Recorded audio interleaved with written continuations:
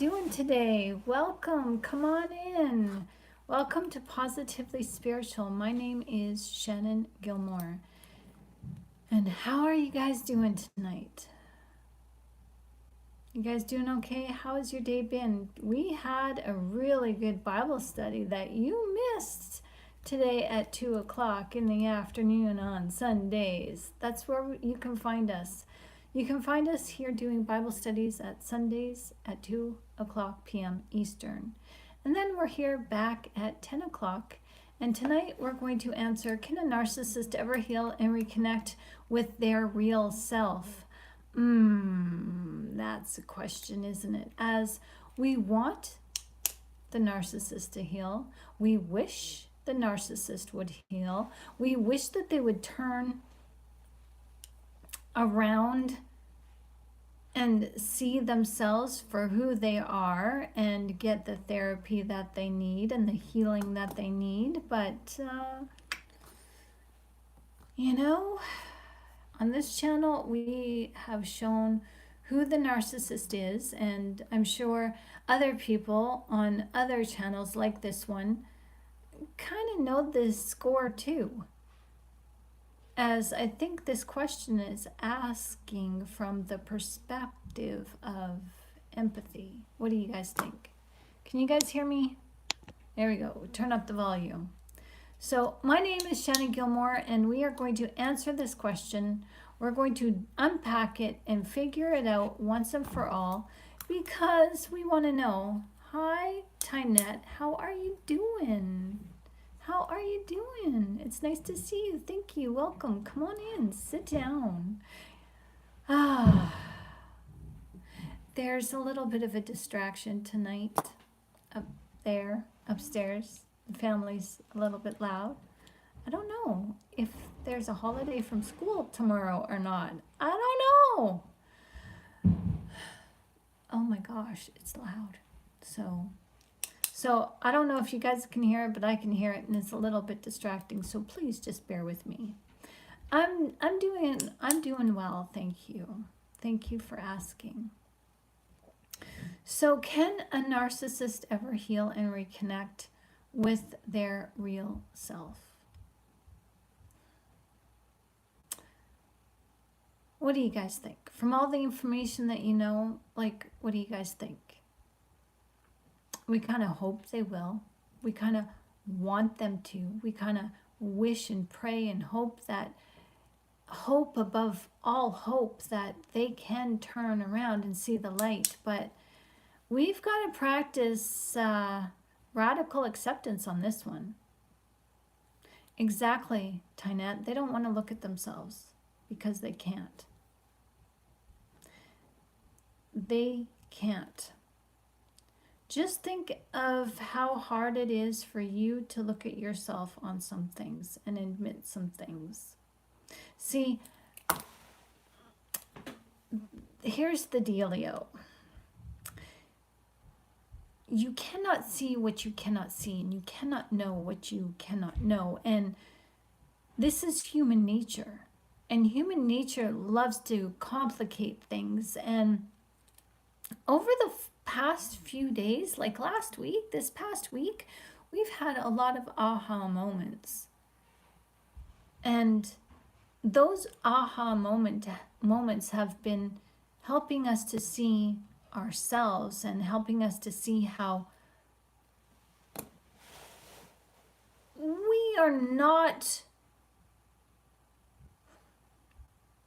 we're relatable to the narcissist. But here's when we're not relatable to the narcissist. We have empathy. They don't. Oh, I didn't get my water. Oh well. I was hoping to have a sip. I'm just feeling a little bit thirsty at this moment. The point is, narcissists, if they don't have empathy, which they don't, they can fake empathy really, really well.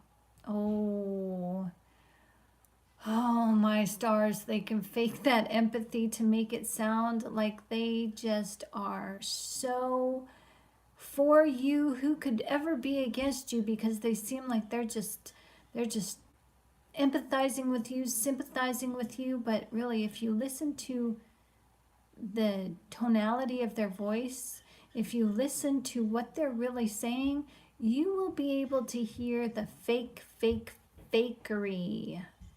You should get your water. We can wait. Oh, you're so sweet. Oh, you're so sweet. I'll wait. It's okay. Next time, I'll just remember. But thank you. That's so sweet of you. So the Hi, Apple C. Alcoholics are the same. Hard to tell the difference of real narc and alcoholic. Oh, welcome. You're a new person. It's nice to see you. It's nice to meet you. Hello, how are you doing? Welcome. Come on in. Sit down. Take a seat. Yeah, you got that right. You pegged that one. Many narcissists are alcoholics. Many narcissists are drug addicts, or they use drugs and they will never admit that they hide their addictions well. Ever hear of a functioning alcoholic? Yeah, I've heard of it. My mother was a functioning alcoholic. Hi, 1964 Flyers. Good evening. Oh, I'm beautiful. Oh, you made me blush. No, I'm doing well, thank you. How you doing, handsome? Driving a Ford? Still? Picking Fords over Chevys. Okay, it's an insider joke. All right, so I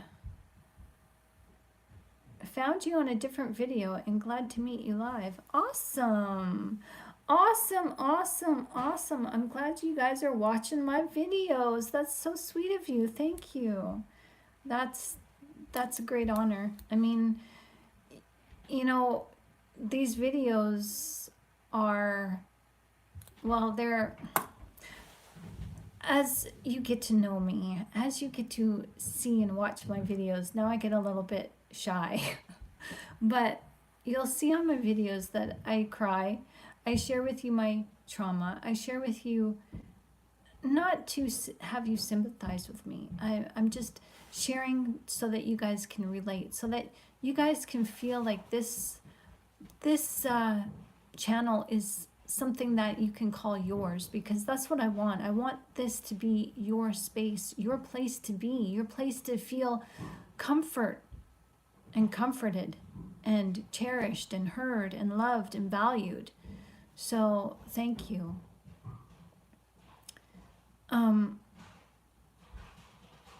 So again, there's noise above me, so I'm trying to tune it out. So can a narcissist ever heal and reconnect with their real self? Well, no, we want them to, but I'm going to say it's my personal belief that we're asking these questions from the side of empathy, and empathy is the marker that lets us know we're human. And a narcissist doesn't have empathy, so they're not human, and that's why they dehumanize us, why they are so easily able to objectify us as they objectify themselves. They objectify their environment and the people in it. So how can a narcissist ever heal if they don't see anybody else as human, as they don't see themselves as human? They believe their lies. See, I'm under the impression that what makes you uncomfortable, lying makes you uncomfortable. Lying for the narcissist makes them very comfortable. Because the more uncomfortable you are, the more comfortable they are. Because they live in a different world. That world is the same realm, but how they view this realm is different, which makes them, in their heads, living a different world. And their world is lying makes them comfortable. Lying for them is truth-telling. When they have to tell the truth, it's only because it serves them, and that's the only reason why they'll tell the truth. Any other time, it makes them extremely uncomfortable, and they'll tell us the truth because it benefits them, and usually it benefits them when the truth hurts us. Have you ever been there where the narcissist says, I have to confess, I can't hold this in any longer, I need to tell you? And then what happens when they tell you? Your whole world goes to crumbles, right? Yeah, they like to make themselves look better, Tynette. Absolutely. Absolutely. They have to make themselves look better. It's not just that they want to, they have to. They need to. Because if they don't make themselves look better than we are, and we're better, they know we are better than they are, they just need to gaslight us into believing that we are inferior. Because our uncomfortability makes them feel superior, makes them feel like, oh, I did that. I was able to knock them off of their A game. I did that. Wow, that's pretty cool. I did that. I can do that again. And also, the reason why they knock us off of our A game is because when we are confident in ourselves, we remind them how they lack confidence in themselves. When we're confident and we're saying, I can do this, I can do it. Yeah, I did it. Look at me. This is good. This is awesome. I got that pay raise. Woo! You know, I got that. I was able to put that shelving unit together by myself. Woohoo! Yay me! Well, you just show the narcissist up on their incapabilities. Their incapabilities is that they don't try. Because trying means that they have to tap into a space within themselves that means, oh, I need to get better. I need to learn some skills. I guess I'm not as good as I thought I was. I guess I'm not as good as everybody else. I need to learn. I need to grow. I need to make mistakes in order to grow. And mistake making for the narcissist reveals to them exactly who they are. I am a nobody. I am worthless. That's exactly what they believe because that's exactly what they are. And that is not an insult by any means. I am not insulting the narcissist. This is just the truth. You know how you go around as the narcissist and the trauma makes us feel like worthless pieces of garbage? But we're not, but we feel that and we have to work that out to gain confidence. Well, the narcissist doesn't have confidence. That's the point. They can't have self-confidence because they don't have self-worth. They don't have self-empathy. And if they don't have self-empathy, they can't empathize with you. Appleseed says, once I started calling it out and it shattered the fantasy and major anger and dislike towards me. Oh, yep. Oh, yep. Absolutely. And that's disturbing in itself. And it's because you can't be controlled anymore. And you're revealing to them exactly who they are because they can't use you to gaslight themselves. That's why you're in their lives. See, you're in their lives for happily ever after. And that's not the end goal. The end goal for them is to break you, to take you down so much to the point that you end up doing what they want to do, and they end up doing this to themselves if they have no more supply. unaliving themselves. And many people who have been traumatized by narcissists end up taking their own lives. And that's ultimately what the narcissist wants. They want, because this is a spiritual war and they don't even understand. Okay.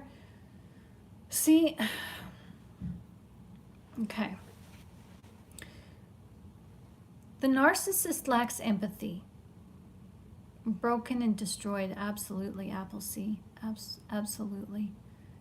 And that's exactly who the narcissist is, broken and destroyed, and they want to have us feel broken and destroyed to the point where we feel forsaken because they have been forsaken, because they have forsaken the light inside of them. They've forsaken God. And you may argue that with me because we've done many videos on this already, and I was gaslit too, because I'm just like, wait a minute, the narcissists can pray to God, they preach about God, and some of them are on the pulpits preaching, and oh my gosh, they can memorize scripture too. Yeah, but don't let that fool you. You can have a head knowledge, but if you don't have a heart knowledge, a change of heart is what it means to have the born again experience. Born again experience doesn't come just with the confession of your mouth. You confess with your mouth because what comes out of your heart comes from your mouth. And if you confess that Jesus is Lord, well, your heart better know it. There better not be any trepidation when you say that. But see, how do you know that the narcissist, they can say Jesus is Lord, but are they trembling inside? Do they have trepidation? Are they scared that they're going to be judged for the bad things that they did? The enemy admits that God is above all and trembles. That's why God tells us, by their fruit we will recognize them. And the narcissist, oh, they have a good A game. They play it really well, as they are able to sneak attack and beguile us with lies. Because it's natural that we assume that whoever we talk to is a human being that has empathy. Excuse me. I mean, that's how communication works. Communication doesn't work if there's no empathy. And that's why you're always in a communication breakdown with the narcissist, because they have no empathy, so they want to hog the whole entire conversation and make it all about them. Tynette says, I can't wait until my family has to look God in the face and tell him why they've ostracized me. I'm now the scapegoat of the family. Oh, I'm so sorry to hear that. That's a horrible position, and that's the position all of us are in when we deal with a narcissist. We just cannot see it. Psychology calls it projection. But the scapegoat, do you know where that comes from? That comes directly from the Bible, where the priests would take a goat and put their hands on the head of the goat and list all the sins that the sinner, the person who came to the priest with the sacrifice, as there was supposed to be like a sacrifice, like a lamb or a bull, an ox or whatever, plus the goat. And the goat wouldn't be sacrificed. The priest put its hand on the goat's head and named all of the sins that the person, the sinner, recognized. And so by putting your hands on, you naturally, your hands absorb and emanate energy. That's why laying on hands is so beneficial. That's why when we praise Jesus, we lift our hands up. Because we're absorbing energy and sending out energy through our hands. And so when the priest put his hands on the goat, he was actually transferring the intentions of those sins onto the goat. And that goat wouldn't be sacrificed. No, it would be released into the desert. A domesticated goat was sent into the desert to live and fend for itself, as a representation of the separation of darkness from the light, as a representation of us being separated from our sins through the blood sacrifice of Jesus Christ. So, projection, the enemy, who's the scapegoat, they project their sins onto us, and we reap the consequences. We reap those feelings. And those feelings hurt. And can you just imagine if we feel abandoned, we feel rejected, alone, and afraid? Can you just imagine how the narcissist must feel? We have to deal with this. We have God to deal with this, thankfully. We're not alone, even though we feel like we're alone. But we have God and we have prayer, and we can ask God for sympathy and mercy and help and direction and guidance and healing and peace and comfort. But when the narcissist, do they pray? God says, don't judge, or else you're going to be judged. And by the same measure you judge somebody else with, that judgment is going to come onto you. So that's what's happening to the narcissist.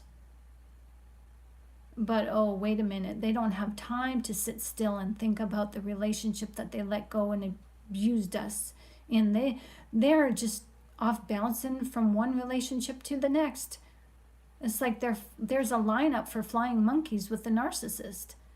Tynette says, my brother said my dad should pay all his bills, and for some reason my dad is acting like I want his money because I asked for help while looking for a job, and I just want a little help.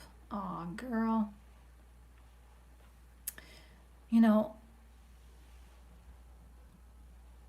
like my counter got ruined in my RV and I wanted him to help me make a new one. Aw. You know,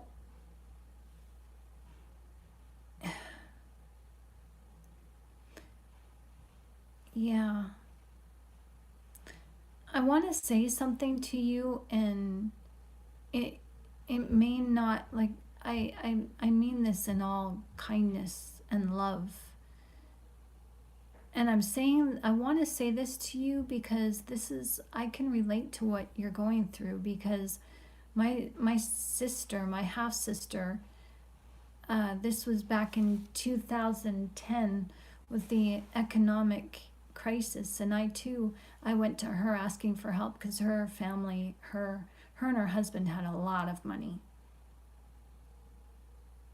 And the way I asked, I didn't directly say, can I have some money? I asked, can you help? You know, I need my mortgage payment. Can you help? And it just went over her head. And then it was like 2 months later, she's like, oh, I'm such an idiot. Were you asking me for help that day? And I'm just like, yeah, it's okay. Never mind. And I went to God in prayer after I asked, and my sister just, and I'm not trying to deflect from your pain. I'm really not. I just want to share with you, because many of us have gone through this, what you've gone through, where family does not help. Family helps the golden child. Family helps the children who are willing to side. And our families just, even though we support our families, somehow they just freaking know who we are when we don't know who we are. They know. They know that we're children of God. They know. They know that we're the children of the light. I don't know how they know, but they know. And that's why they treat us this way. And so what God said to me, and if this helps you, but if it doesn't, maybe it will. Just give it some thought.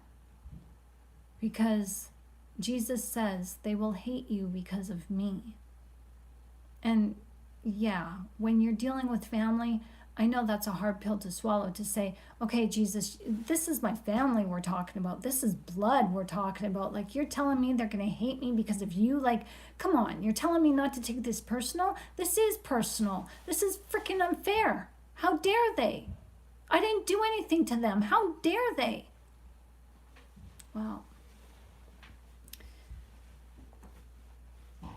you know, God says that trials create perseverance, and perseverance creates character, and character hope, as we are to put our hope and trust in God, not family.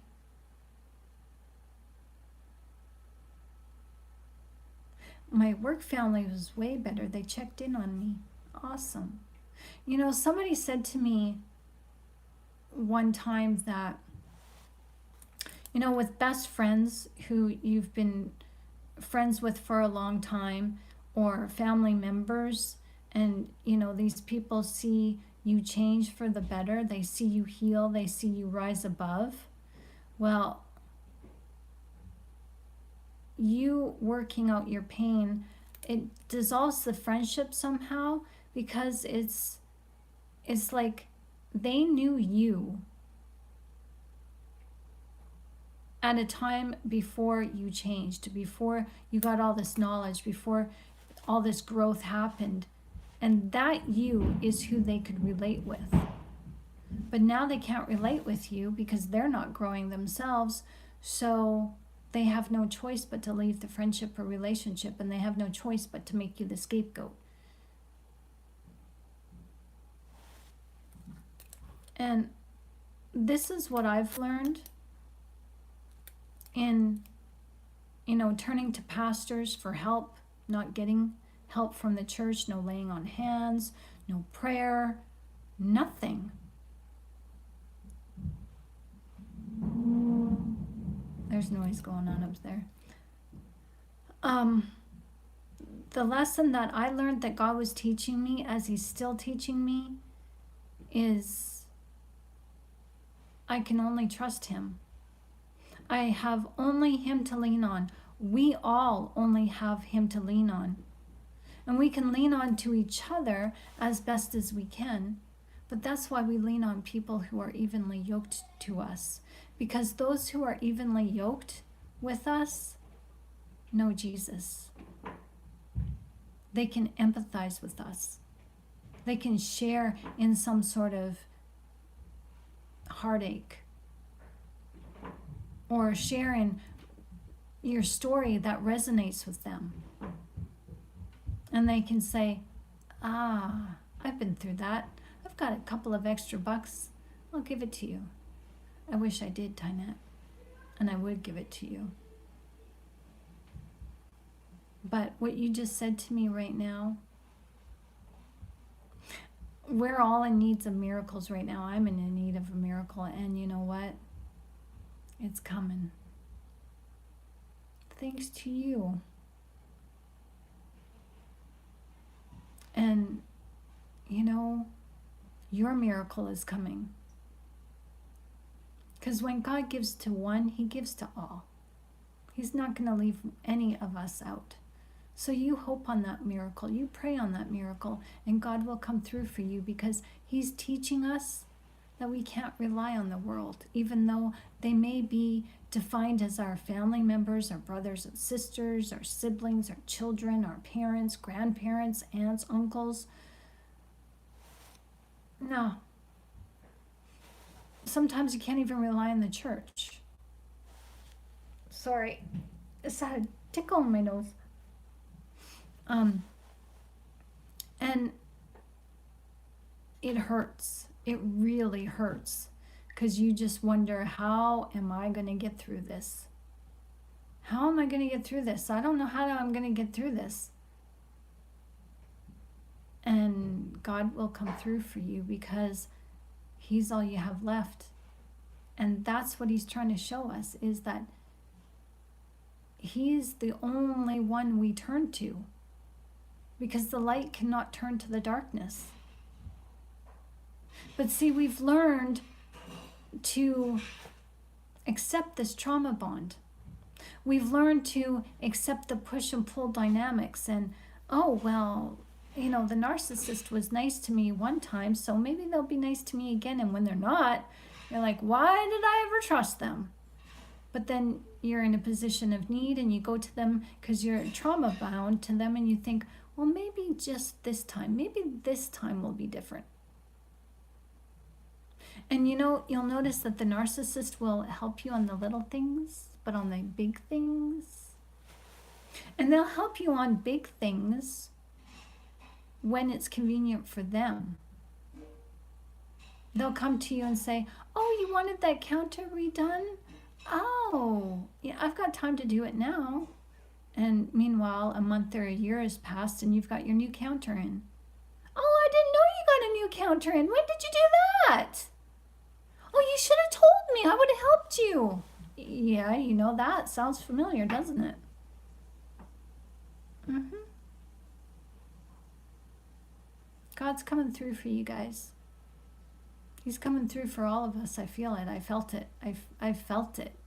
When I was talking, I felt it. I felt peace. It was just like, Shannon, listen to the words you're speaking. Because this is my theme through my whole life, guys. Tearing up. This has been my personal theme, to rely on no one but God. As that's how God wanted it. He told me that a long time ago.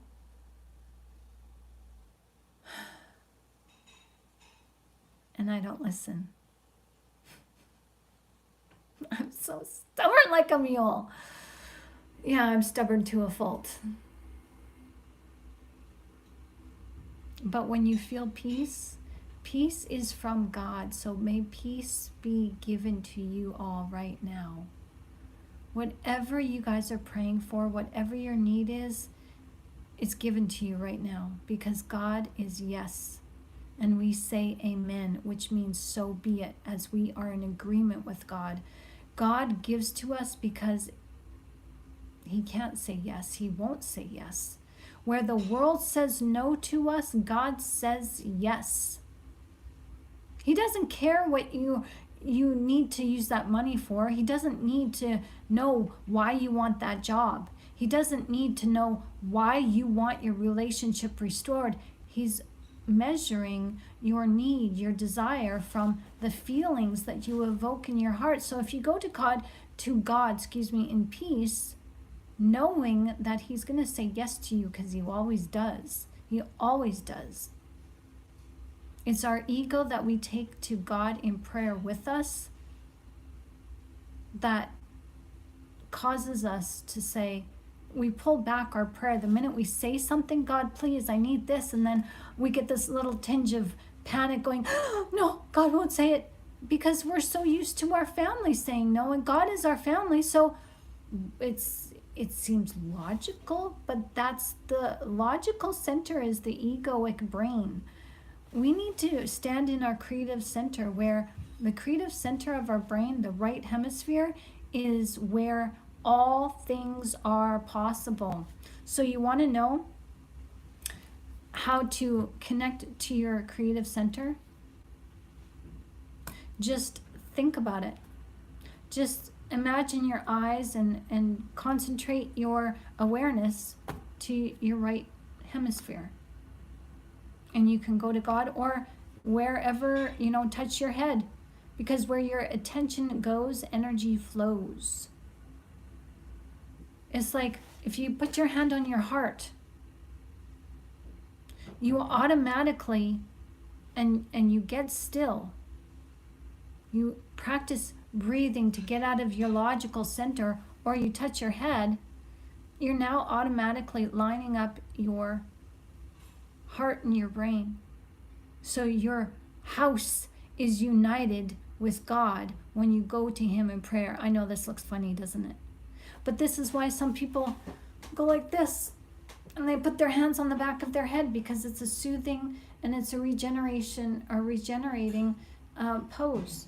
As you put your hands in the back of your head right here is where your reticular activating system is. There's a whole bunch of neurons back there, and your hands give and absorb energy. So you're recycling energy. And you know, when people go like this, oh my gosh, and they just, oh my, how could that happen? Well, they're putting their hands on their heads as a soothing exercise to feel comfort, as they're recycling energy. That's why when people, you know, did I take the cookie from the cookie jar? Oh, did I? Let me think about it. When people are, you know, struggling to set their clothing right, and, you know, they're scratching their neck, and let me think about that. You watch The Narcissist. They're good at that. Those are soothing gestures when the narcissist, or when anybody is uncomfortable, touching the face, touching the neck, adjusting, you know, your clothing, or even shifting in your seat. You know, when somebody asks you a question and all of a sudden you cross your legs and they weren't crossed before. Well, body language says everything. So next time you guys are with your family, watch their body language. Are they facing you with arms crossed?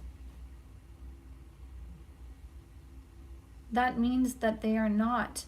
They're cutting you out of their energy, meaning that they're not absorbing anything that you say. They're keeping you at a distance. Are they facing you, but their feet are pointed at the exit? Or are their feet facing you and their bodies pointed at the exit? Do they have like something in between the two of you?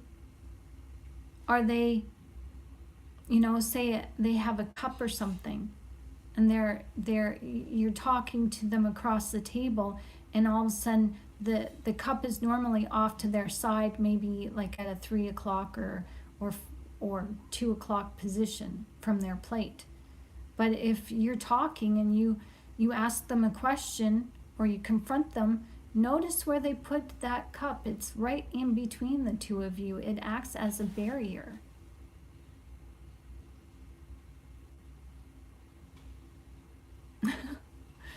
Tynette says, that's what I think about myself. I must be so stubborn. Everything must be taken. Yeah. Yeah, I'm stubborn. And God knows I'm stubborn. But he's still dealing with me. As I felt his peace tonight. Ooh.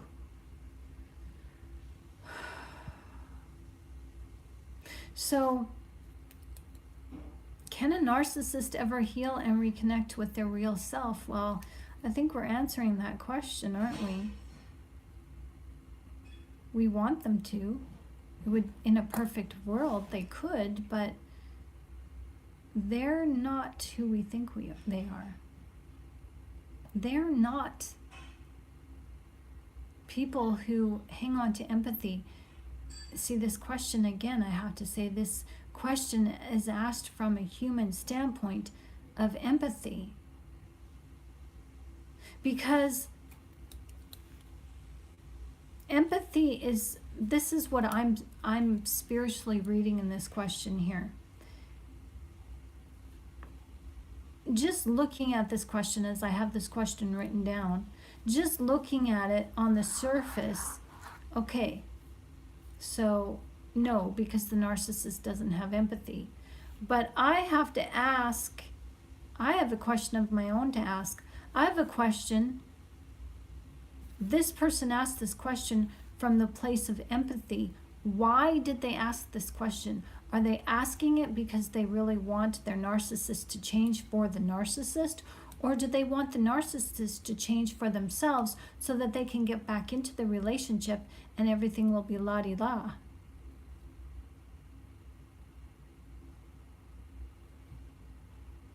See, a lot of times we ask questions about narcissism from the perspective of empathy, thinking that, oh, are they human? Will they ever change? Can they change? Maybe there's hope. And yeah, maybe both. Exactly. Maybe both. Because I know myself, asking these types of questions, I've always asked from a perspective of empathy, wanting the narcissist back, thinking that I needed them, that I couldn't live without them.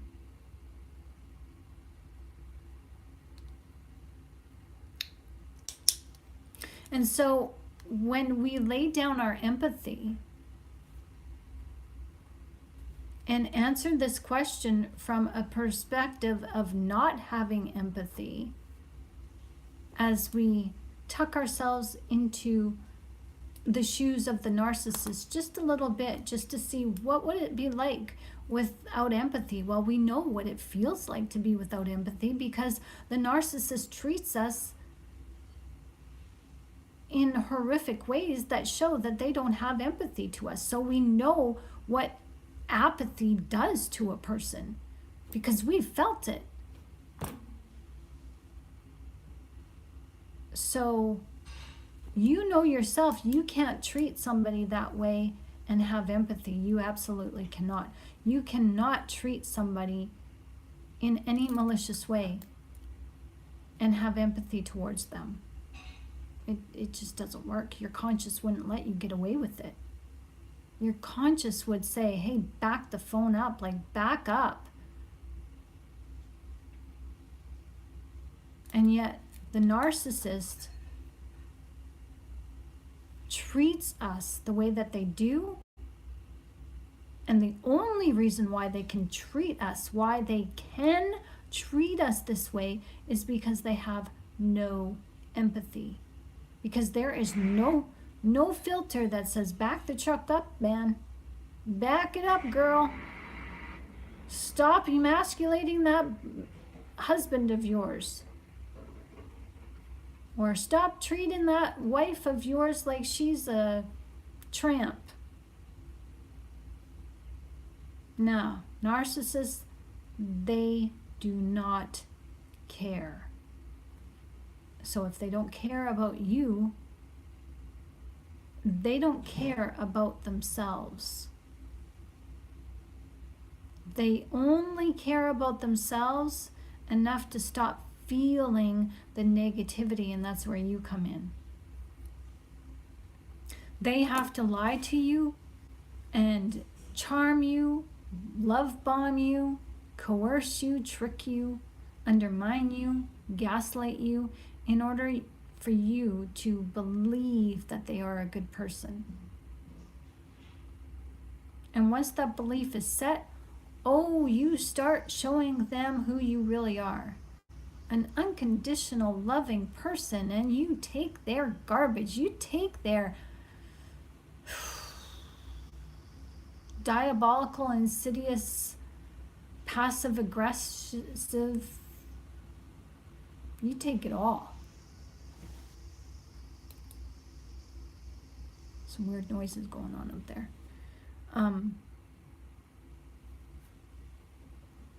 And if you're willing to take it all, then the narcissist is convinced, good, they don't see who I am yet, so I can still keep doing what I'm doing.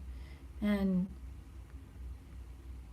that your inability to see their gaslight, inability to see their lies, is helpful to them. Because they are trying to hide those feelings that come with the lack of empathy. See, when you don't have empathy, like you have empathy, okay, but when you don't use it towards yourself, what happens? You feel unworthy. You feel like you've been rejected. You feel lost. You feel abandoned. You feel afraid. You feel like unwanted. You feel nobody wants you. You feel like a reject. You feel like you're just obscure, like you're nothing, like you're nobody, right?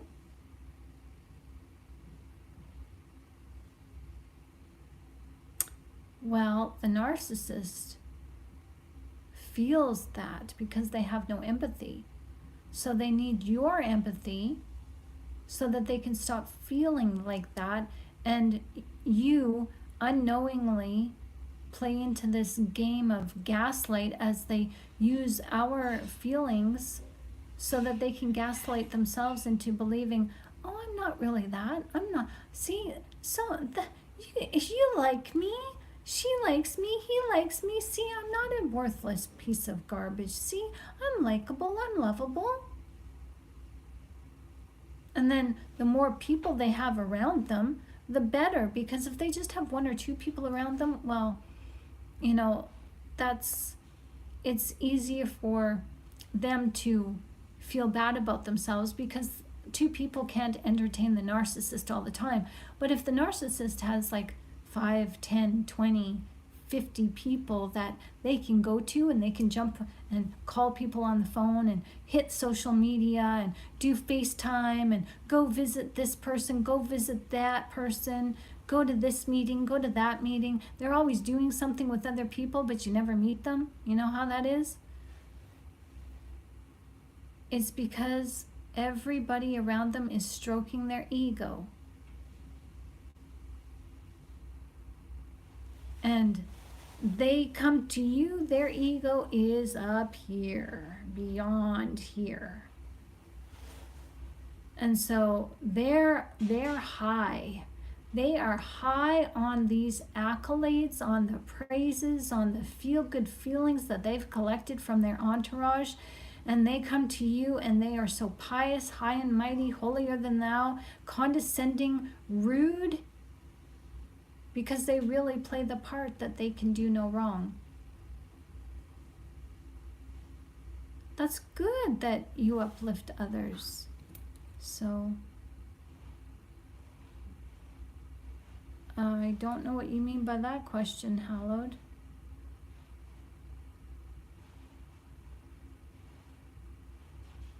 I'm not even going to answer that question. So, hi DC fan 88, welcome, come on in, how you doing? So why does the narcissist keep trying to reach out to me after she married someone else? I don't reply back, but she doesn't stop. Because you're a constant supply. And because the narcissist, just because they leave the relationship, just because they get married and they walk off in the sunset with somebody else, they have this idea that they own you. Have you ever had a narcissist say, I own you? It's chilling. They actually believe that. So what they believe is when the breakup happens, you know that it's done. But the narcissist is like, no. It's done when I say it's done. I'm done with you for now. And for now may mean 2 days, 2 weeks, 2 years, maybe even 20, maybe even 30. But you got jurisdiction in their head. They're thinking about you. They don't forget about you. And with the narcissist, they're persistent as they are patient, because they're the child who says, Mom, Mom, Mummy, Mom, Mum, Mummy. Have you ever had a sibling, maybe you did this when you were a kid with your mom, where you wanted your mom's attention and your mom would ignore you? My mom was so good at that, and my sister would be like, Mom, Mom, Mom! And my mom would just sit there and ignore it. And there's that show with Stewie, that cartoon, where he's like, Mom, Mom, Mummy, Mom, Mom, Mom. And that's exactly what it's like. because the narcissist is willing to say your name and try to get your attention 99 times to get that one. So on the 100th time, if you finally give in and go, what? Hi. There is a book called In the Grip of Fear. It's a really good book. You guys should read it. And it talks about the narcissist or the psychopath, the sociopath. These people, these predators, narcissists are predators.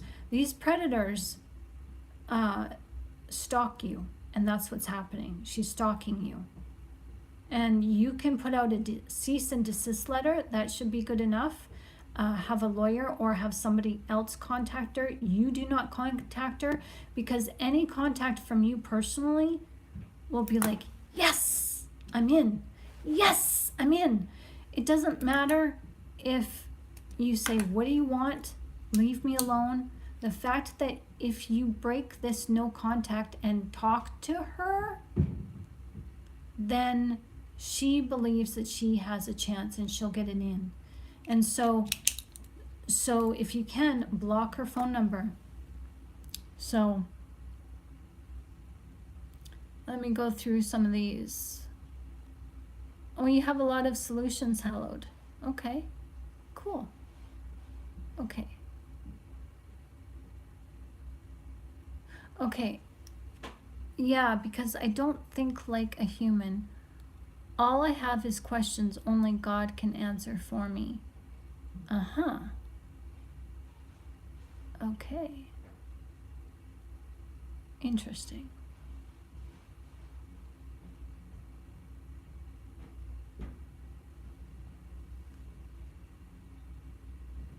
Oh. Interesting.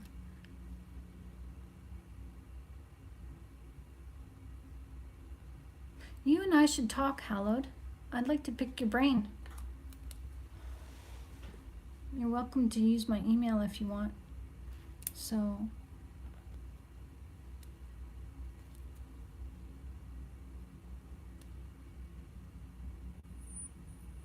oh, she married the new person on my birthday. Was she really that hurt?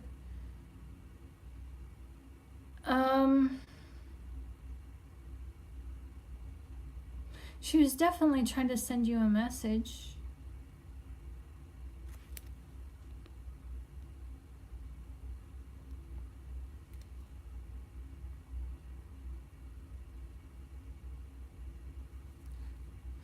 Wow. I'm just reading Hallowed's messages. Yeah, narcissists do that.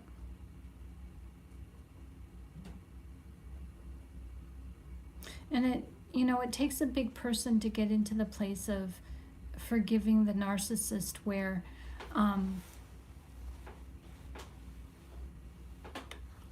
you can understand what they do, why they do it. And that's what we share on this channel, is that we unpack the psychological aspects, but we also use quantum science as we use the Bible, because what I'm understanding in the last few months on this channel with these lives have just been mind-blowing. Like, seriously, the stuff that God shares with us on this channel is just amazing. And it's showing me that psychology can take us only so far, and then we plateau. And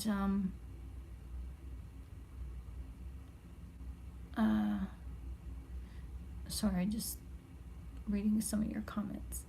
So we plateau, and so we're like, okay, well, what now? And I noticed myself, I was chasing after this modality and that new way of thinking and that new way of thinking, and downloading articles and reading all I could about narcissism and the trauma bond and my own symptoms of abuse, but I'm like plateauing, and I'm like, what's going on here? And the only thing left was God to reveal to me, okay, this is your ego and you're hanging on to fear, and either you follow fear or you follow love. You can't have both. Make your choice.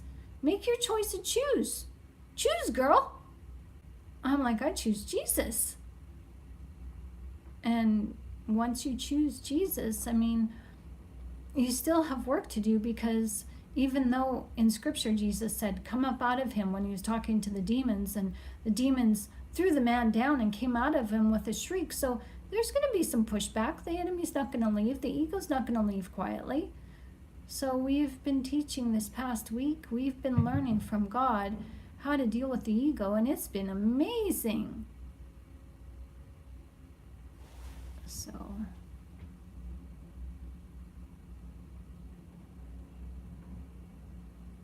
yeah,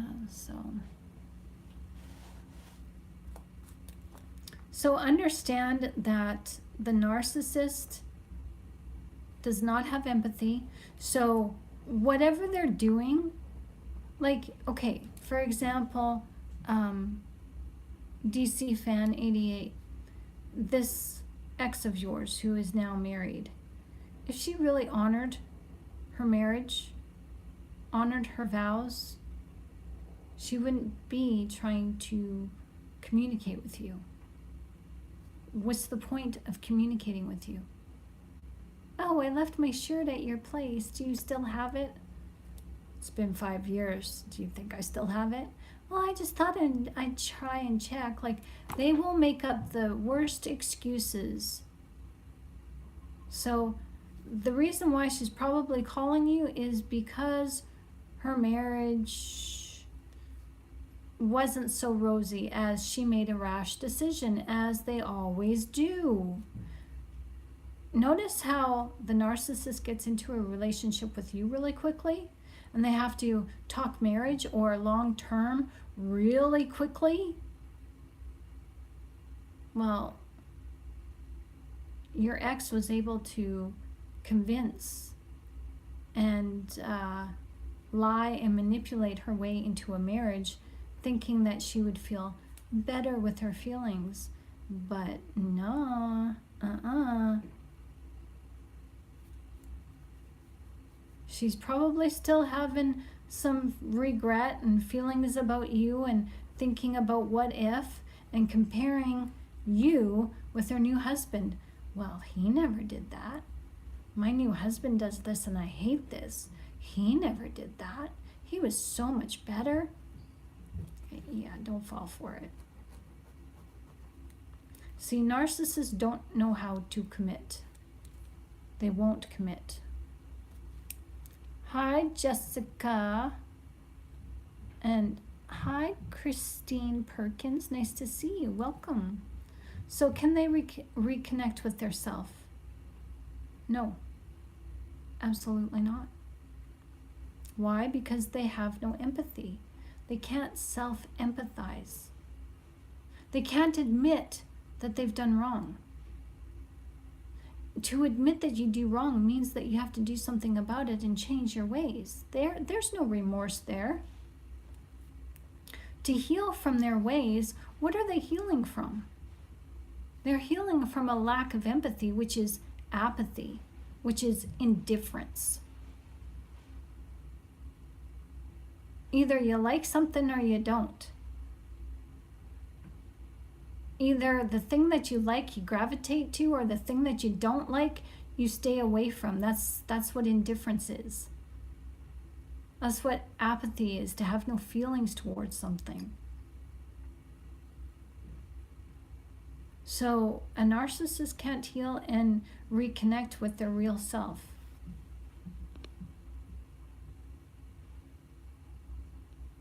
So it's just the way it is. I mean, even you can research this yourself. Brain scans of narcissists show that empathy is located here in everybody.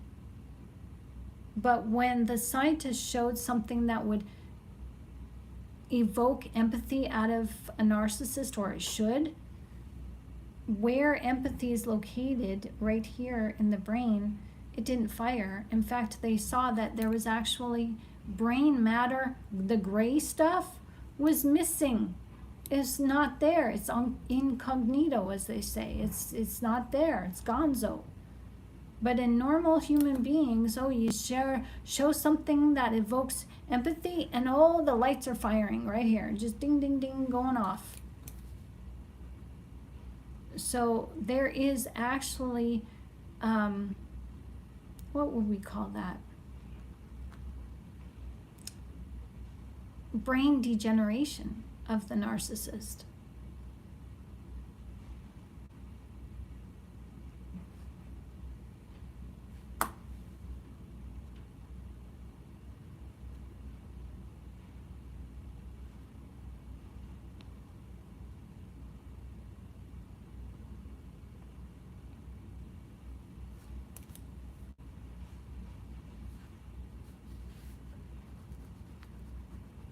So it is confusing. Hi, Zach. Nice to see you. Welcome. Come on in. It is confusing because we do want the narcissist to change. And we want them to change for themselves, yes. We don't want them to hurt other people. But we also want them to change for us because we unconditionally love them. And it's like, okay, once the narcissist has made their choice, it's like they pick you. So you just automatically get to know them and you give them a chance. But the thing is, you don't get to decide. You're not making an informed decision here. And that's the sad thing, is you've made a decision and a commitment to love and honor the narcissist forever based on lies, as you've made decisions that were ill-informed. They're not the truth. And that's hard to let go of, because you're like, but I love him, but I love her. So now you're wrestling with your own mind. You're wrestling with yourself. Because your common sense is telling you, no, there's something wrong. You didn't make an informed decision, right? And your cognitive dissonance is kicking in, and your ego's saying, but that doesn't matter. I don't care. I don't care. Oh yeah, you will care when they continue to use you and drain your bank account and drain your energy and drain all the love that you have inside of yourself, to the point where you can't even use any for yourself or your children, as you find you just find yourself laying in bed and depressed all day, and then you're giving the narcissist something to really complain about. I don't know why I married you. All you do is lay in bed and look at this house. It's a dirty freaking mess. They help create the chaotic whirlwind inside of you, but they won't take credit for that. It's all you're on your own. I mean, they're the type of people that, you have to nurse them back to health, but the minute you need help, they're long gone. So DC Fan says, when she was triangulating me, I pretty much said, go with him. And I never spoke to her again. Blocked her on everything. You'd think she would eventually quit. She texted me through fake numbers. Yep. I've had a narcissist contact me through 5 different numbers before. Yep.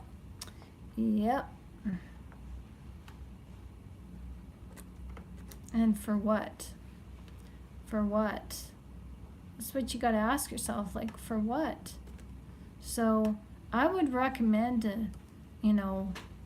if you could talk to a lawyer or talk to the police, and maybe they can send her a cease and desist letter. That should get her to stop. But, or change your number. I know we say, well, it's not right that I'm always the one having to change my number. That's not right. But you know what? You've got to protect yourself. And she's stalking you at this point. And this may seem benign, But we've talked about stalking on this channel, as I've been stalked before, and it's serious. Narcissists are natural stalkers, whether it's just a little bit or a lot. Excuse me, it doesn't matter. Stalking is stalking. And it's an intrusion on your privacy, and it's a form of control. It's not a form, like she's calling you or contacting you with different numbers. You may think that, oh, she still loves me, but she never loved you. That's the point. And she's stalking you to gain control over herself because she doesn't feel good about herself right now. So she needs you to talk to try to make her feel better. Either to convince her she made the right decision to be with this guy, or to convince her that she made the wrong decision and she wants you back. Well, she's going to say, if you talk to her and she says, I want you back, well, she's going to do all the things that she did before that caught your attention, because she's a man-eater. Oh, here she comes. Look out, boy, she'll chew you up. Yeah, you guys know that song, right? Hall & Oates.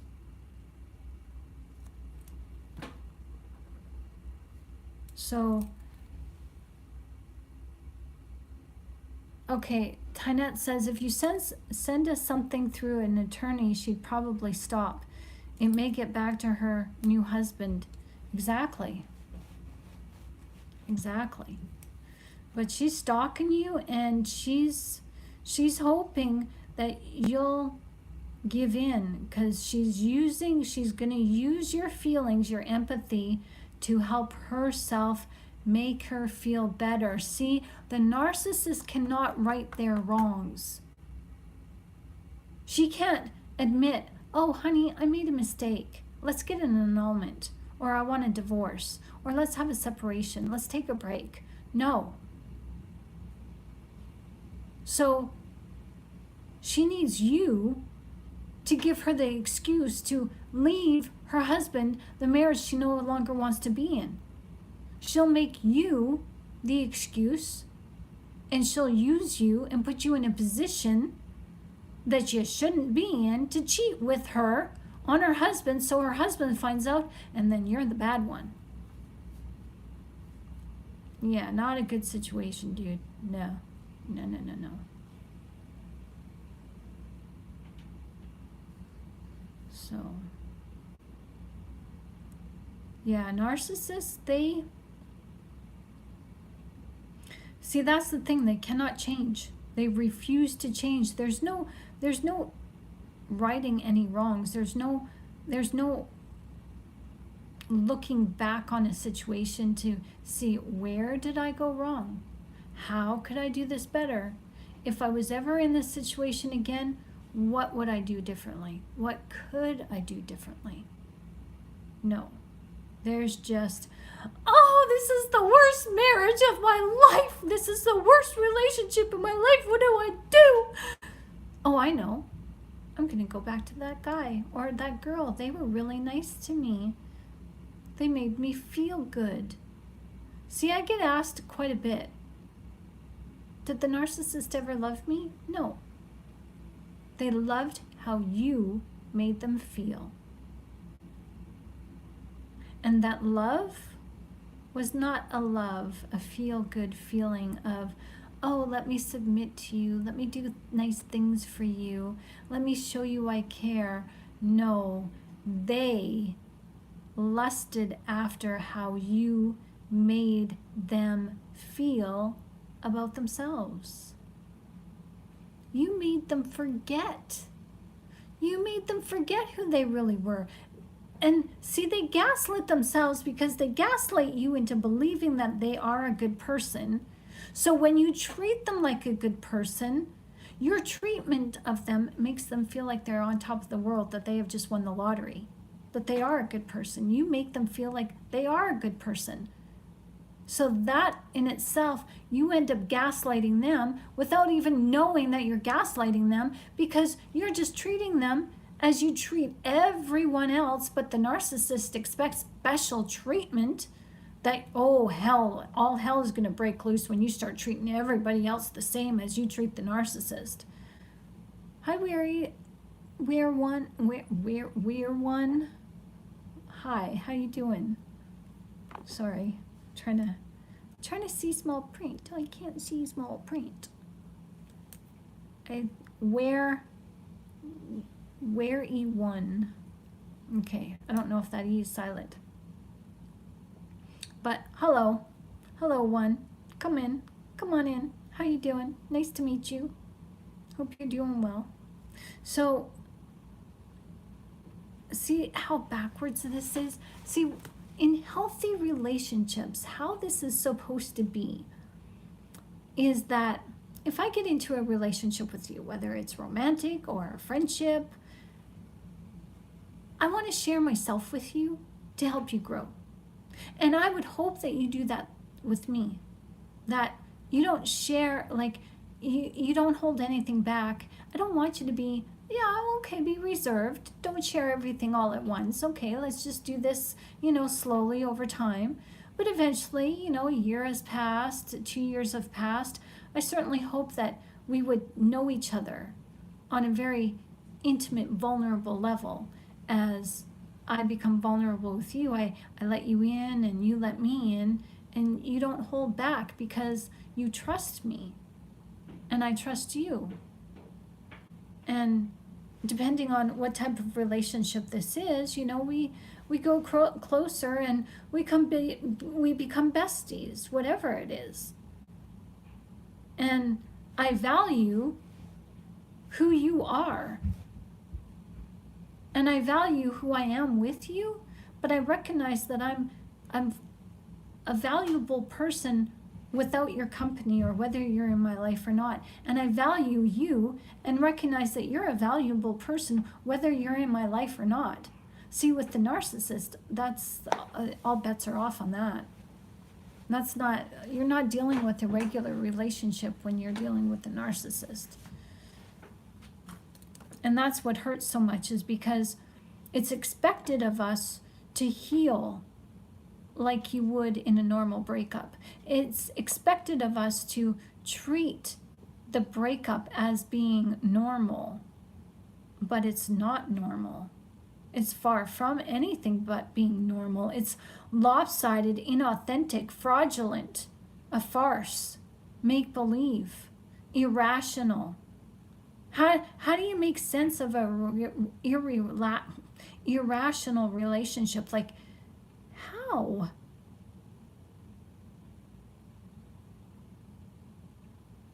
Yeah, it is a mess.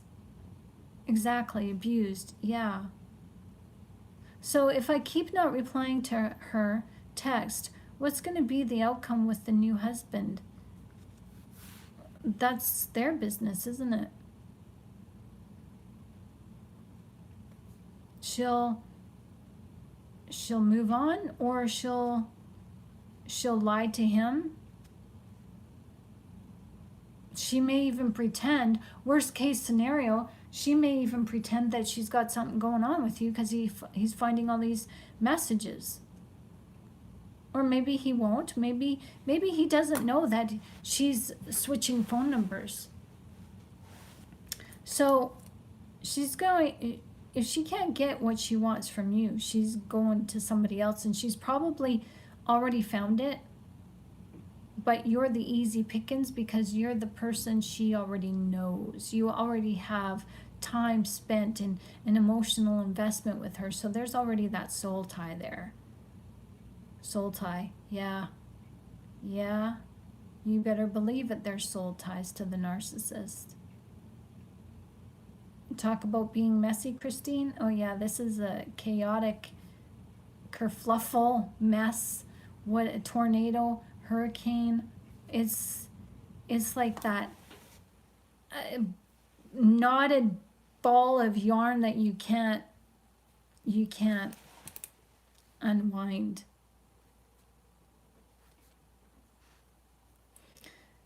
So I would suspect that she's got somebody else or other people, but since you're easy, because narcissists, they don't want to work at relationships. They don't want to work. They don't want to work at it. They don't want to invest time, money, effort. They want to just give you the bare minimum. Okay, where some says, exactly, abused in the relationship and then expected to behave the way society deems it fit. So we can't ever heal until complete no contact, right? Leaving us so alone, more abused. Yeah, that's exactly it. And, you know, and they won't do counseling. No, they won't. No, because again, they would have to admit that they're wrong, that they played a part in the relationship breakdown. Oh no, it's like, a vampire in sunlight. No, to admit that they have done wrong means that they have to change, and they can't change because they have no empathy. It all goes back to a lack of empathy.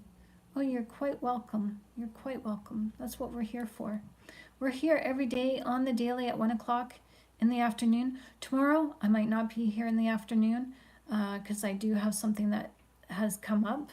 But I will be back here tomorrow at 10 o'clock p.m. and then we'll return to our regular schedule at 1 o'clock in the afternoon, Eastern Standard, and then 10 o'clock. So you guys get us twice a day here on the daily. So to keep us here twice on the daily, because this is all I do, I am an author, I'm a peer support mentor. For those of you who don't know me, let me introduce myself. Hello, I'm Shannon Gilmore. It's nice to meet you. And you are watching Positively Spiritual. And we unpack the psychological, the scientific, and the spiritual aspects of narcissism. And we do our own healing here. We have God show up. We have a wonderful family that's growing, so welcome to the family. And this is a support system. This channel isn't just mine, it's yours too. And so to keep this channel going, this channel relies on donations and your purchases from my YouTube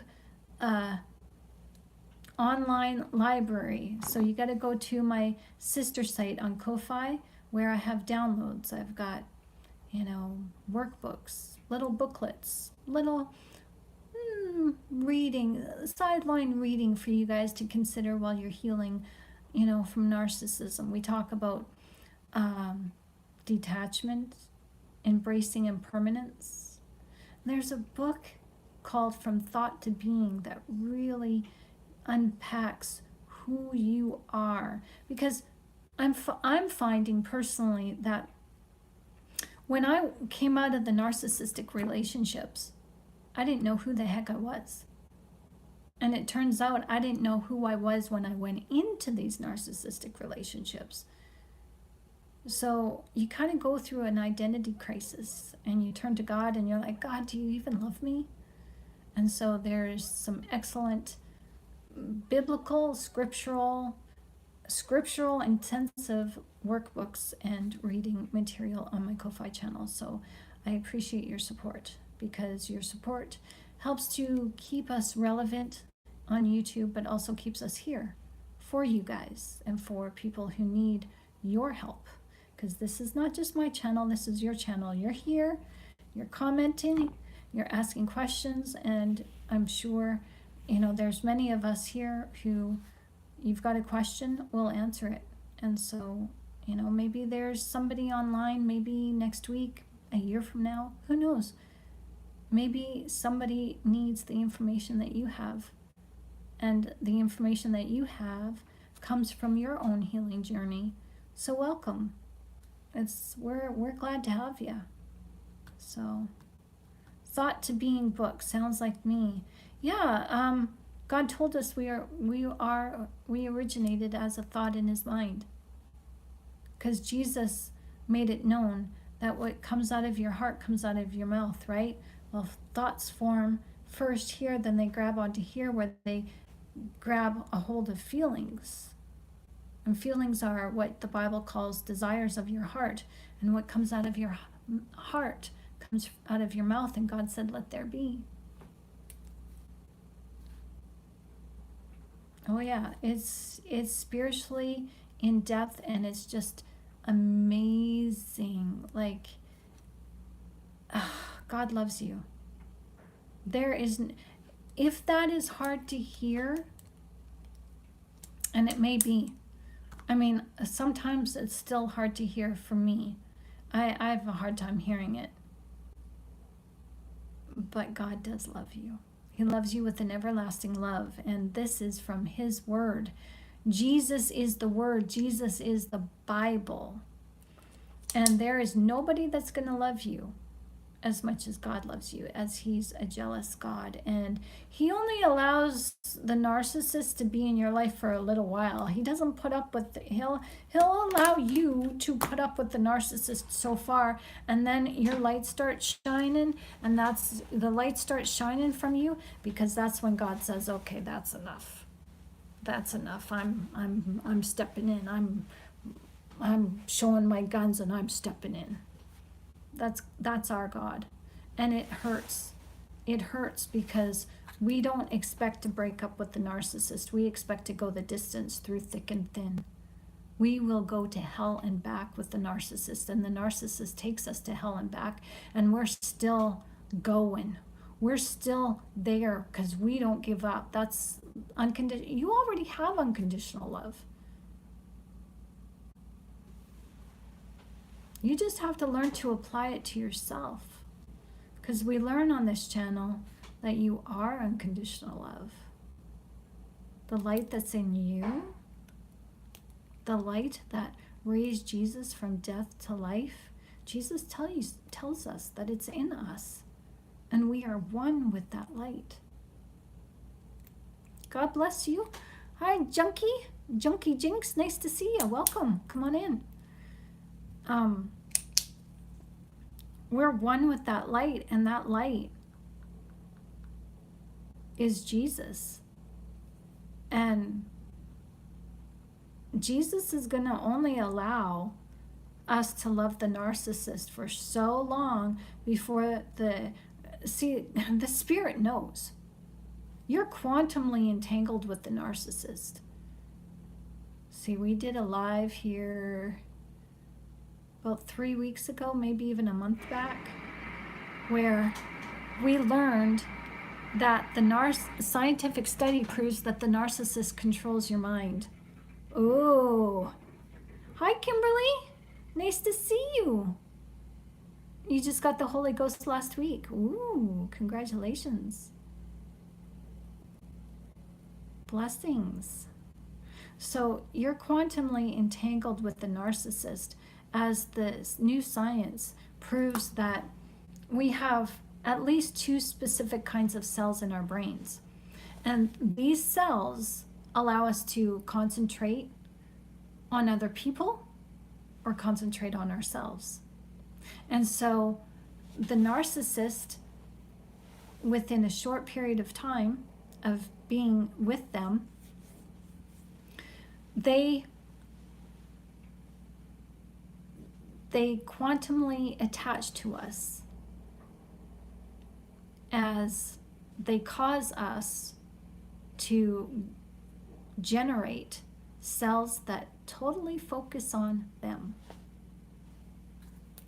So we become brainwashed and entrained. It's called entrainment. And we become entrained, and that's why it's so hard when the breakup happens. This is not a normal breakup, because this breakup is, it's natural to want to think about somebody else in a relationship.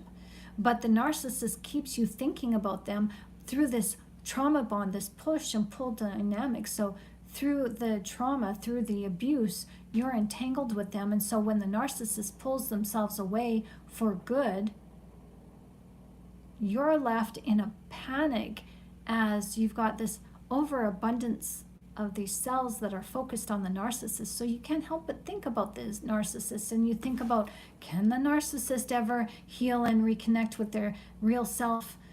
Is there ever a chance? Do they love me? Have they ever loved me? Are they with somebody else? Did they love that person? Are they treating that person the way that they treated me at the beginning? Should I tell that other person what a schmuck that narcissist is? Should I tell their family? Should I go no? You're spinning your wheels because you're thinking about them. It's called rumination. And you have to stop the rumination, and only to the way your mind has created rumination is naturally the only way to stop rumination is to go back to them. As your mind, your egoic nature, your logical thinking patterns is focused on the problem, and the logic brain cannot find a solution. It's problem creating, but not problem finding. Like, it will find the problem, but it doesn't find the solution to the problem. That's where the creative center comes in, the right side of the brain. And so rumination has you fixated on the left side. There's a problem here, there's a problem here, there's a problem here. Got to fix the problem, got to stop no contact, got to contact them, got to get them back. And that's how your brain, you're chemically dependent on the narcissist, as the chemicals in your brain dictate to you going back. But there is a better way. You can shut off that rumination through breath work. And we have some videos on that breath work. Simply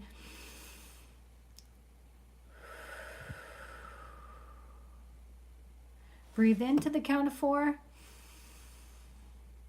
hold, and exhale to the count of 4. That's it. You do that for a period of 5 to 20 minutes, and it's uncomfortable at the start. So I know with me, my body went into a panic. My body felt like, oh, you're panicking, you're breathing wrong. And no, you just listen to the sound of your breath, and you just try to hold that breathing pattern. At first, it may only be 2 minutes, but then gradually go to 5, then go to 10, then go to 15, and go to 20. And this breathing, while concentrating on listening to your breath, will actually disengage the monkey mind and put you in a state of calm, and put your body in a state where it's not feeling like it's in fight or flight mode. It puts your body in a state of safety. And that's ultimately what you want when you're trying to heal from narcissism. You have to deal with the body, because your body keeps the score. Your body hangs on to the fear. Your body hangs on to the trauma. Your body hangs on. Any little bump in the night, your body will react. Anything that the narcissist did to cause you trauma, anything outside of you, your body's going to be hypervigilant, and your body will react and hold stiffness in your shoulders. Maybe you'll have this feeling of nausea. Maybe you'll feel tightness in your chest. Maybe you'll have really bad tension headaches. Maybe you'll have really bad joint pain. Maybe you'll have a sore back. Maybe your ankles will hurt. Maybe your knees will hurt. Wherever you feel that negative feeling in your body, just take a mental note of where you feel it in your body, and you can actually just put your hand on your heart and send love to that body part, and just send peace, and tell your body part, you're at peace now, you're safe, I love you, thank you. You can do that, and you will find, you'll say, it's okay, muscles, you can relax now, you're safe. And you will feel them just relax. But it takes practice. But yeah, you've got to, in order to heal, you've got to heal not just your mind, you've got to heal your body too. Because your cells hold memory, as water has memory, right? So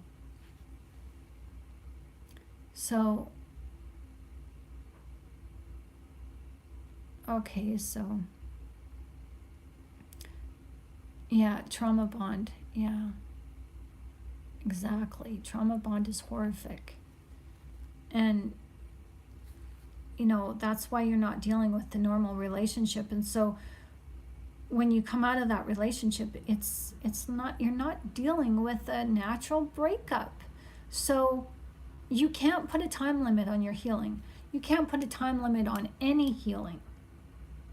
Healing is dependent on you and dependent on the life that you lead and the outside factors of it. If you lead a life that is full, where you have a full-time job that requires a lot of your attention, then you've got your kids, you've got your spouse, maybe you've got dogs, maybe you've got a second job, maybe you have family that you have to go visit at the old folks home or whatever. Like, you've just got a really busy life and full life, and it's a wonderful life, but you have to find time to take time out for you. And so healing is an exercise, and it's a practice of progression. What you learn, you go in step by steps. What you learn one day, you learn to implement that learning. You can't just give it to me all at once and you're just going to overwhelm yourself. You have to go at the pace that you're comfortable with. And you have to take into account that you've got other family members, you've got other obligations. So you've got to be kind to yourself, that you're going to flip-flop back and forth. You're going to be triggered. Other people are going to trigger you. You're going to trigger for no reason. And that's okay. That's can be actually a good thing, because you're able to see your triggers and you can journal it down and write down, I was triggered today by the milkman. He banged on the door and he startled the heck out of me, and I went into a panic mode and full-blown PTSD. So put a note for the milkman on the door for next time. Please ring the doorbell. And maybe have, a little card or a little cookie for him, as a reward for good behavior, so he remembers to ring the doorbell. I get a cookie when I ring the doorbell. But, it's just, this is how you help yourself out. And you prevent those unnecessary triggers while you look at your trigger and you do things and journal it and work it out and really sit with those feelings with God's help. So Jesus changed me. It seemed as he was my idol. Christina says, I had no idea what narcissism was until recently, and I'm in my 50s. I dealt with it for 25 years. Welcome to the club, girl. I'm 52. Just had a birthday a couple of weeks ago, but it's been the last 10 years. And I was married for almost 22, 20 also. And the last 10 years, a friend said, you might want to read this book. And it was a book on psychopathy. And I read it. And I just holy, this is my life. This is my marriage. And so I started researching everything I could about narcissism. And it was like that little thread on that sweater. You pull it, and I just kept pulling. And I wrote a book. Narcissism, the Bad Boy Image. You can find it on my Ko-Fi channel. The first half of it is the psychological aspects of narcissism, but then the second half is biblical, and we get biblically deep about what narcissism is. As I also, at the back of the book, I help you find ways that worked for me. I share those with you, how you can actually connect to Jesus and connect to those subconscious limiting beliefs and uproot them with Jesus's help. So you're not alone in your healing. You have Jesus, number one. You have God the Father. You have the angels to help you. But you also have family here, so welcome. So where one says, right, it's why we behave so mentally all over the place, making us look like the dark tetrad. Yeah, it's so beyond okay. They truly are a danger to others, and truth on the breath work. You're welcome. Practice makes perfect, absolutely. Condition the milkman. LOL. Yeah, I know, right?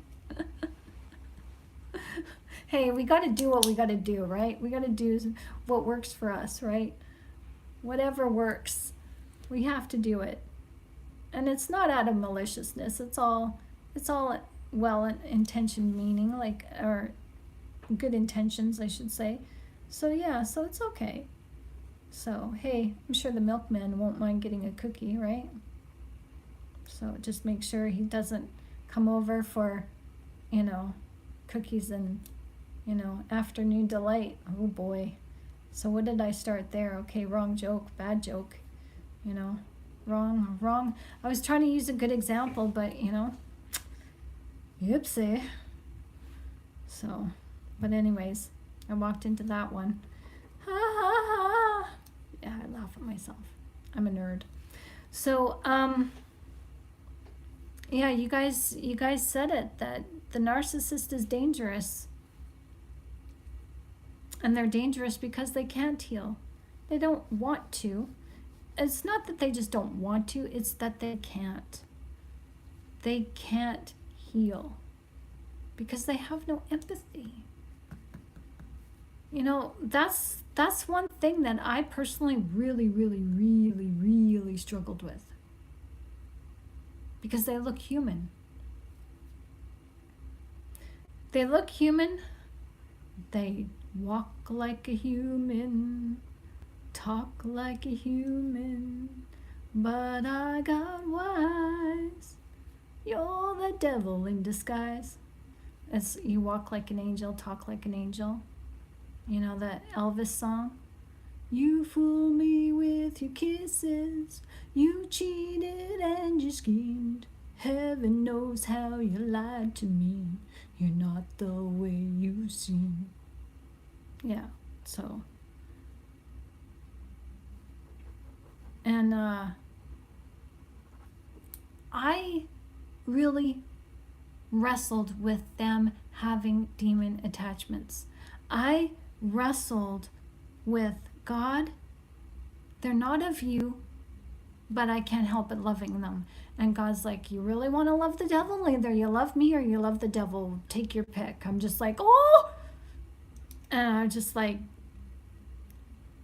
the stuff that we do not know, and we perish for a lack of knowledge. So, okay, so this new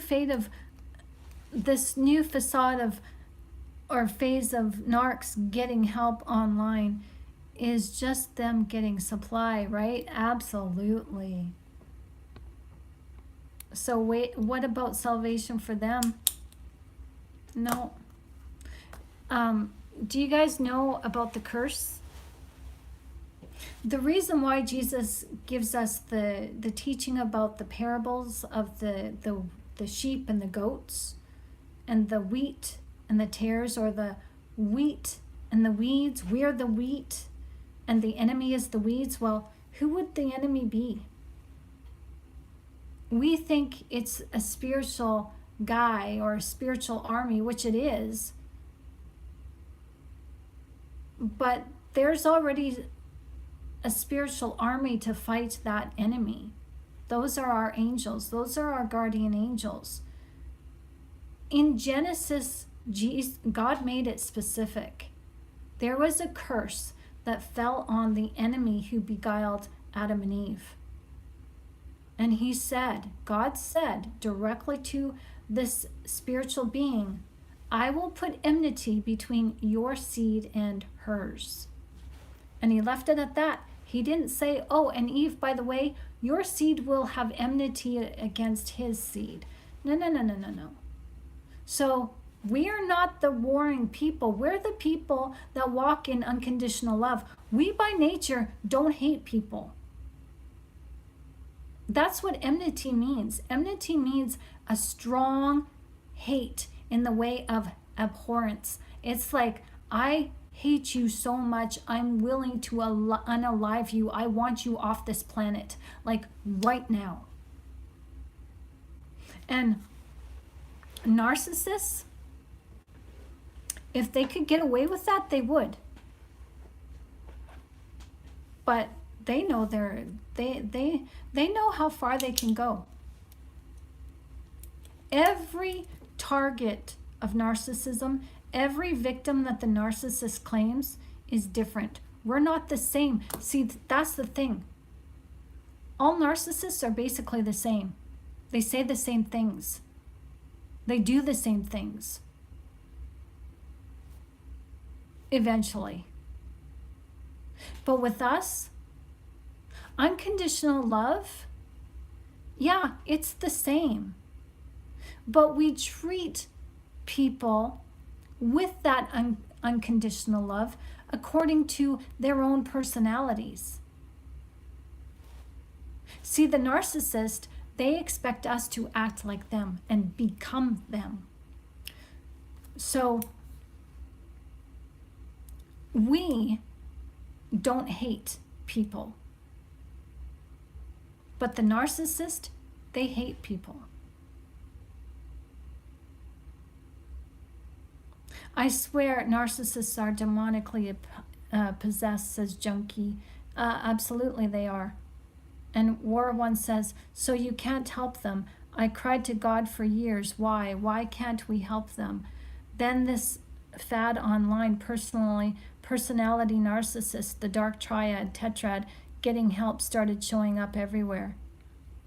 Yeah, it's this is a front. Okay, this is my opinion, because when I first started, I'm going to call somebody out here, HD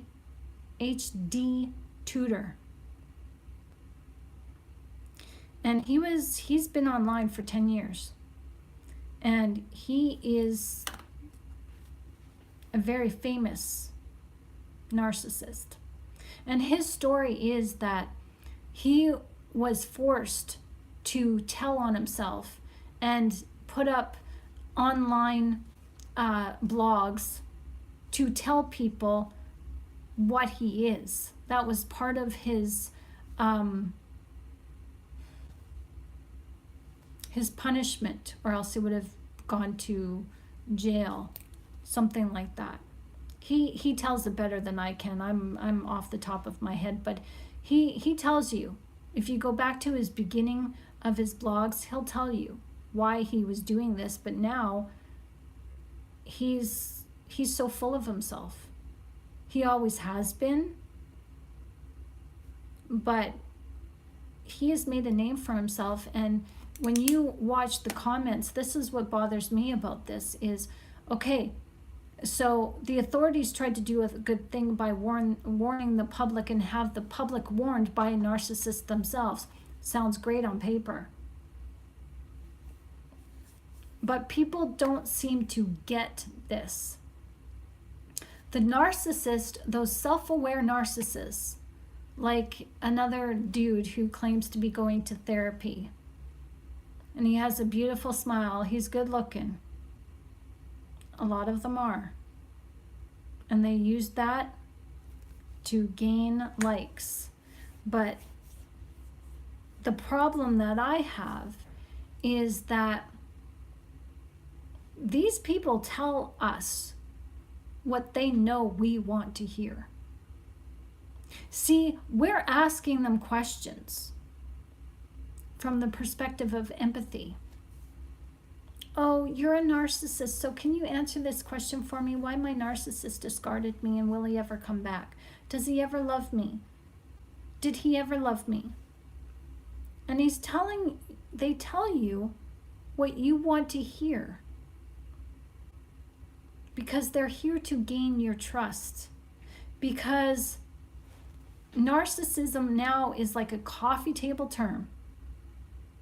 And so they can no longer get the girl or get the guy as they used to, right? Because everybody's not falling for that superficial charm anymore. It doesn't matter if you have a few drinks or not. If you're at the bar, or if you're, meeting somebody for the first time at a checkout, whatever, you know how to look in their eyes, you know how to spy the lies, you know how to look for the superficial charm, you know how to hear the influx in their voice, you know how to listen for that superficial laugh. You know what to watch for the micro expressions, you know to watch the body language. And so they know that you're figuring them out, and you can spot them like in 2.2 seconds. You can spot them. And so now they're coming online because they now have a different audience. And this audience is one of sycophancy. Butt kissing is the slang term for sycophancy, where it made me almost want to retch. Like, I felt sick to my stomach because these poor people on this chat responding to people like HD Tutor. And, oh, thank you. Oh, thank you. You're the only one who can answer me. Oh, thank you. Oh, and then they just continue to ask him more questions. Well, these people are acting like false prophets in Scripture.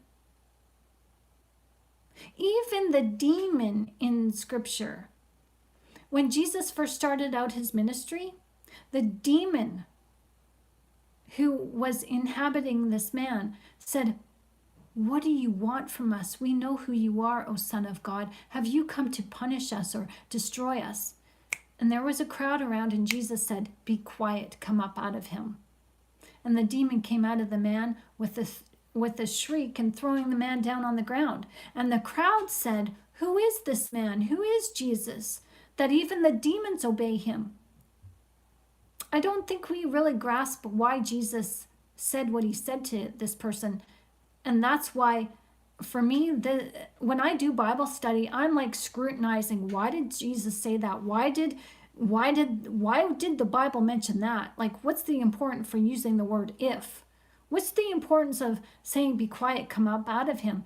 It's because these crowds were around, and even though the demon was speaking the truth, obviously he said, "We know who you are, you the Son of God."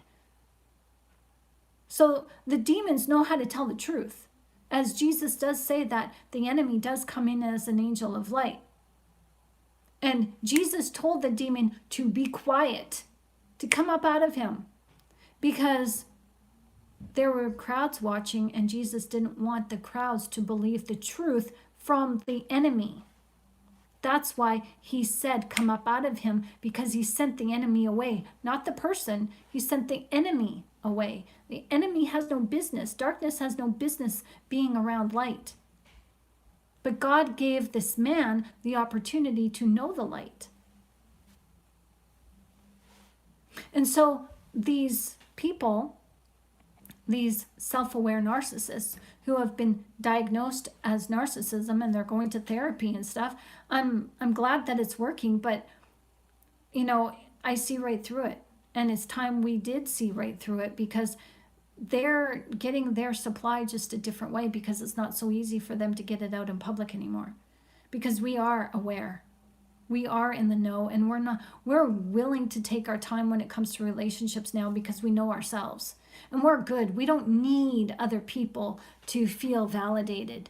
We're good. We can stand on our own. We've got our self-awareness worked out, and we're not going to allow our empathy to be hijacked anymore. So these people who come online, who are looking for help, who are looking for a place to call home, who are looking for some truth, they turn to the narcissist for truth, and it sounds like a really good thing. These narcissists, they know what to say, and they sound really, really good. They're being truthful to a point, because they're telling us what we want to hear from the side of empathy, and that's what they fake really well. They know the things to say. So you got to be careful, because they're just getting their supply from somewhere else, and they're reveling in it. They're thriving in it. They don't care. Nothing has changed. They don't care about us. If they cared, they would make changes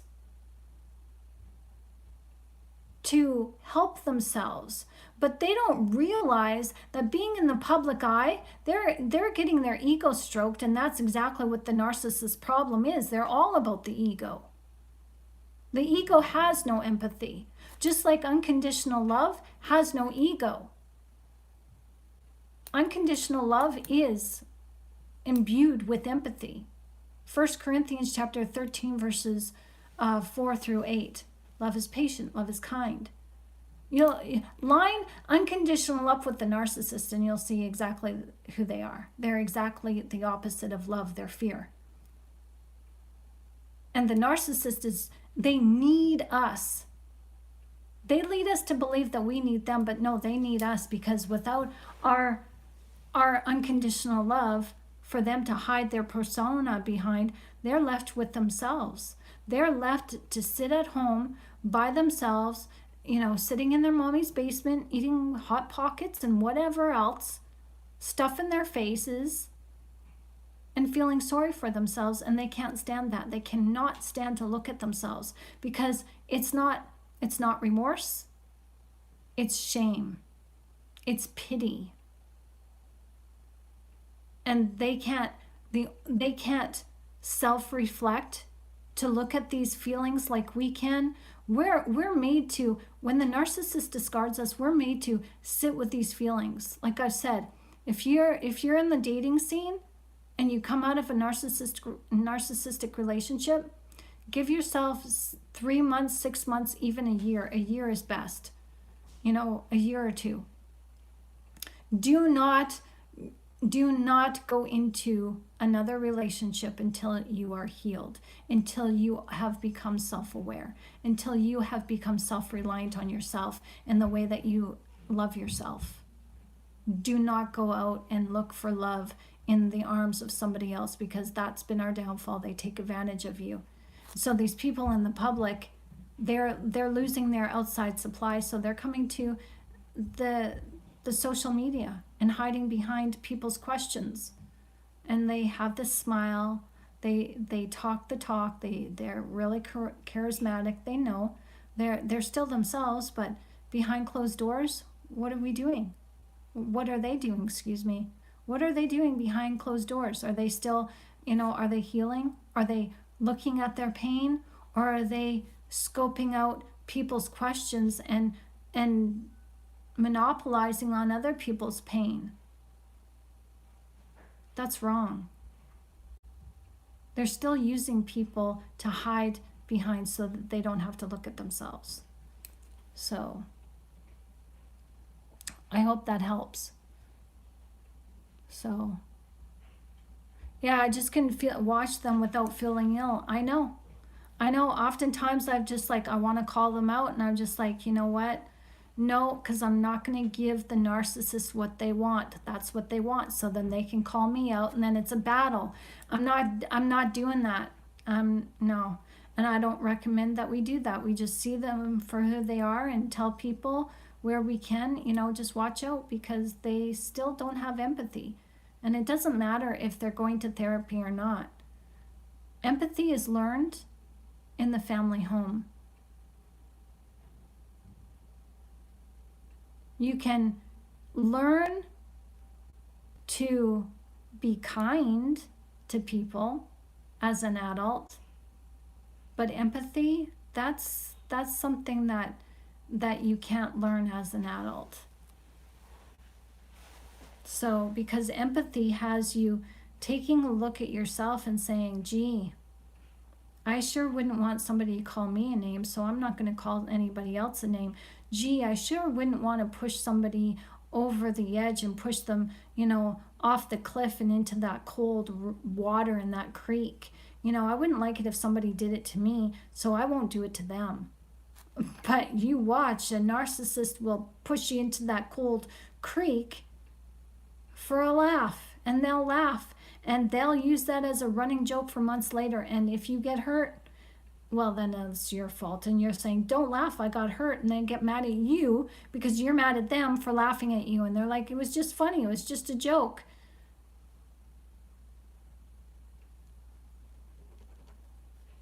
No, there's a difference between being kind and being empathetic, and narcissists don't have empathy. So you can catch the demons in their eyes. Absolutely you can. Absolutely you can. And yeah, we want to believe we can help them, or they can change. They can't, exactly. Physically ill, same. I felt so guilty because I want to believe so badly that we can help. I know. All these narcissists online are doing is taking the supply. And it's not, the narcissists are in the Christian communities, they're in the law of attraction communities, they're in the manifestation communities, the self-help communities, they're in the scientific communities, the quantum field community. They're everywhere online. They're everywhere online. So I've got 4 dogs. Awesome. I don't think I ever want another man in my bed.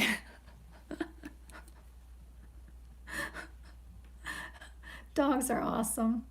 Oh, animals, cats, dogs, birds, animals are awesome. And they they teach us about ourselves, and they teach us how to tap into that unconditional love.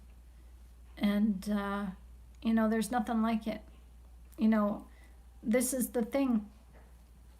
Animals have no choice but to surrender to us.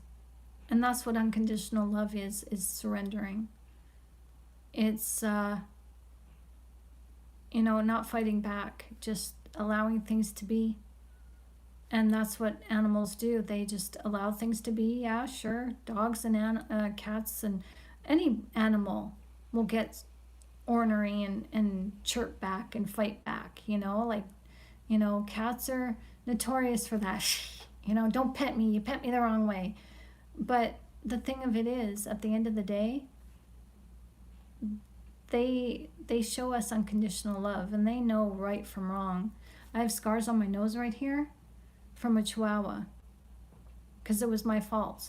I picked up a Chihuahua from a woman who was, getting rid of him because he had like 2 other owners, and he was a purebred, and they're cantankerous animals. And this dog didn't get along with her 6-year-old son, so I wanted a Chihuahua. And the first day I got him, I put my face too close to his, and he chomped on me, and I should have had stitches, but God healed me. So I'm thankful for that. But the reason why I share this with you is because he knew he did wrong. That dog knew, because when I got him home for 2 weeks, I sat on the floor, gave him his space. I watched his mannerisms so I could understand how he was trying to communicate with me.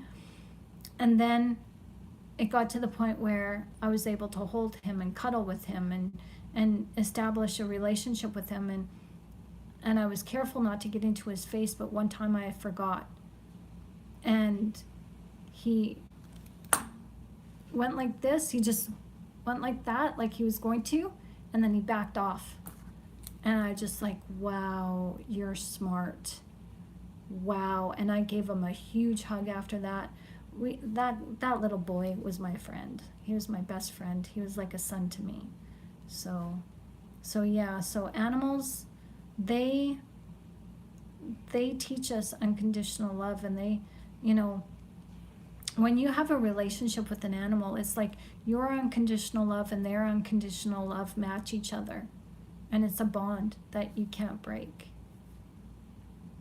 So I'm under the impression, animals, dogs, cats, birds, chinchillas, whatever animal you have, they're guardian angels. Like, they're so precious. So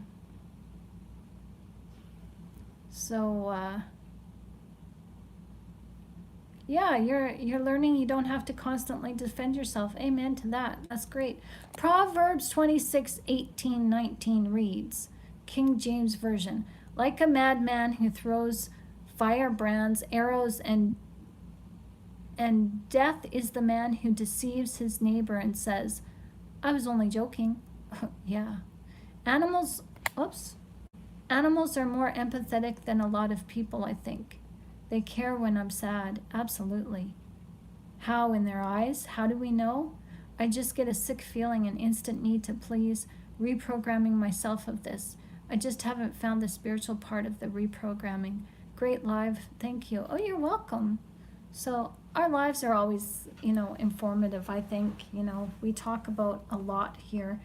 We've even talked about SEX with the narcissist, and the attachments, the demon attachments that come through as we have soul ties with the narcissist. So, you guys are welcome to hang with us twice a day here on the lives. Like, we learn a lot. So, oh, you have a scar on your nose from eating his dog food when you were 3. Oh my gosh. So, I would also go take a nap under the shed with that dog. It was hot. We dug holes together to get there. Aw. Aw. Yeah, so understanding, I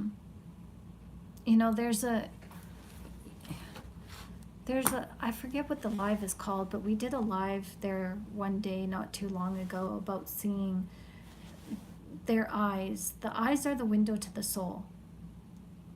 And you can see empathy in somebody's eyes. It's naturally there. It's natural. Because you need empathy to communicate with somebody. Because I love myself enough that I want this message to be heard by you, because I value and I stand by with my words. But I also know that it's not just me talking, it's the light inside of me matching the light inside of you, and that's what causes comprehension. And so if I'm going to empathize with my own words, then I've got to empathize with you, and I do. I'm not just saying, hey, look at me, listen to me. I really value that you take something from what I say and use it. Just as what you guys say, I take and I value and I use it. That's an exchange of empathy right there in communication. But you notice with the narcissist, their eyes are always darting, or if they are fixated on you, it's like they're staring right through you. They're not seeing you. They're not hearing. You can tell just from their eyes that they're, hello, anybody home? Like, their eyes just gloss over when you start talking about something that doesn't interest them. And so you can see that in them. And the lack of empathy causes them to have this blank stare. And this blank stare, it has no light. Like, it's vacant. It's shut off from empathy, and you can see it, and it's creepy. And you can see it in people's, not just the videos online, but you can see it in people's photographs. You hold photographs in your hand from friends and family of 20, 30 years ago.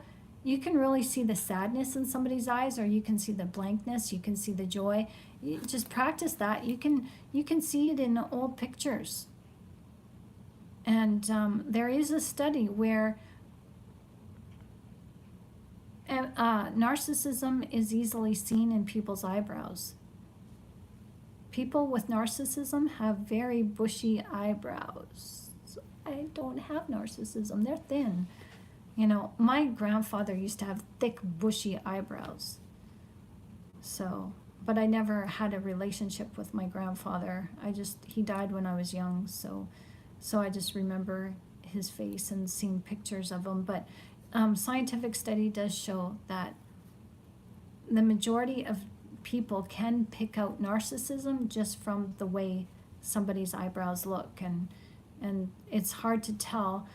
But even people who have the fake drawn in eyebrows, people can tell that too. So it must be something to do with the brow ridge and bushiness and just something up here that you can see. So, because naturally a person will smile with their eyes. It's like a genuine smile invokes these muscles down here. And so you can tell when a narcissist is fake smiling. You can see it. So now, understanding about the demons being seen through the eyes, that you can see it. Just looking at them, like, you can just put your hand on your heart and secretly ask, from your spirit to theirs, you can ask, show me your demon. And you'll see it in their eyes, and you'll see it in their smile, and you'll hear it in their voice. It's creepy. And if they're not demonically possessed, they definitely carry demon attachments, as maybe some of you have experienced paranormal activity.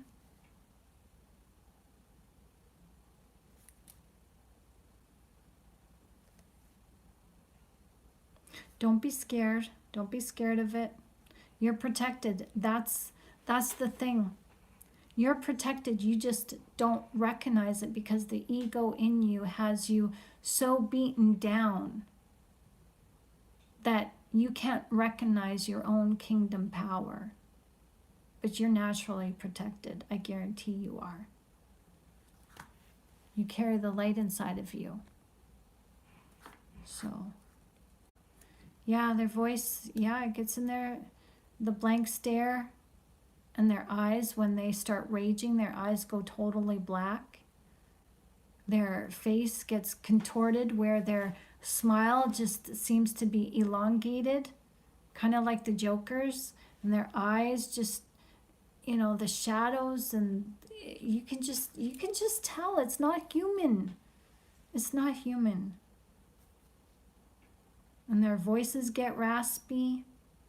Yeah, and deep and sinister. And they'll have this look. It's like when you read scripture of the enemy going to Eve saying, "Did God really say?" You can almost hear the insinuation in the patronizing voice. "Eve, come on over here for a minute. I want to talk to you about something." And she's like, "Yeah, what? What do you want to talk to me about?" And he's like, "You know the tree of knowledge of good and evil?" "Yeah, what about it?" "Well, why don't we test it? Why don't we try some fruit?" "Well, no, God said that we shall not eat of it. We shall not even touch it." And then the enemy's like, you can hear this patronizing in his voice. "Eve, come on, girl." And maybe he touches her face or touches her shoulder like narcissists do. And he's like, "Did God really say? Are you sure? Did God really say that you would die?" "I don't think so, Eve. Are you really sure?" It's like with narcissists, when they have those demons in them and demonic attachments, you can hear that beguiling, patronizing. Oh, it's disgusting. And then their face will get all flushed and red. It's like they're aroused, pulling the wool over your eyes. It's gross. It's really gross. So I tell all in those moments you feel alone, every one of us survivors stand with them. Thank you, scripture drops. Amen. Yeah.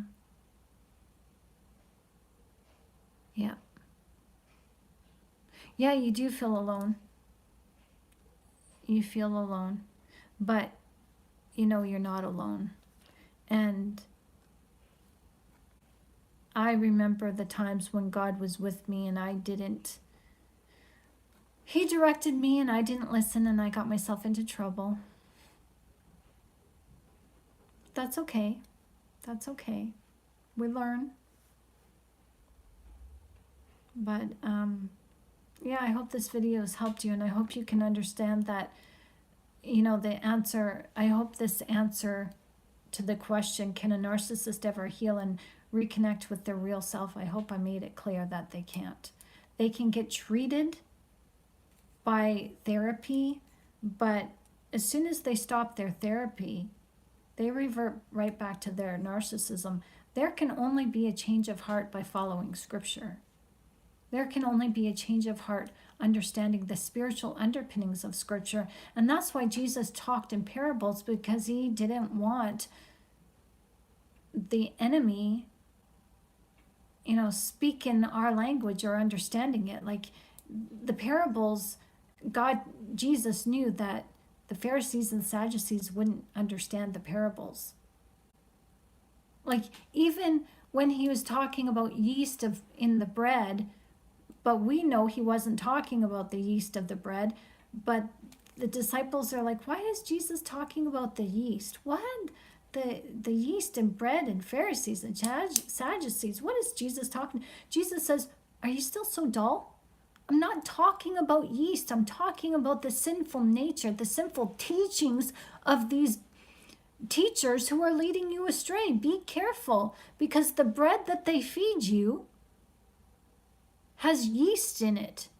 And the yeast is the representative of sin, of lies. And lies grow. So that's the narcissist. They're full of lies. And, you know, Jesus said to the Pharisees and Sadducees, you're of your father, the devil. He was an unaliver from the beginning, a murderer. And,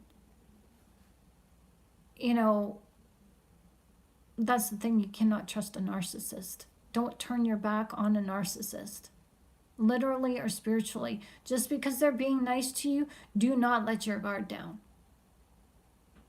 You make that mistake one too many times, you will regret it. And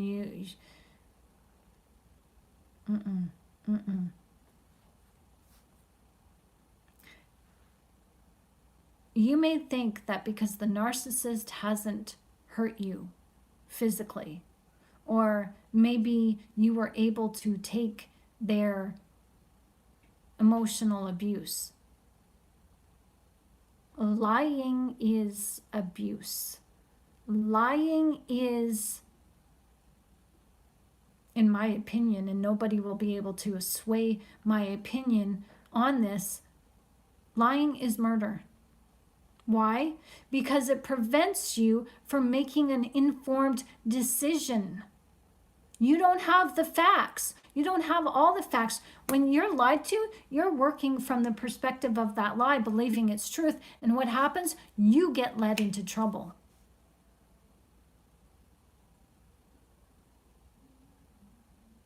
Do you ever notice that narcissists have bad hygiene? Yeah, they do. When they have good hygiene when they think that they're going to get something from you.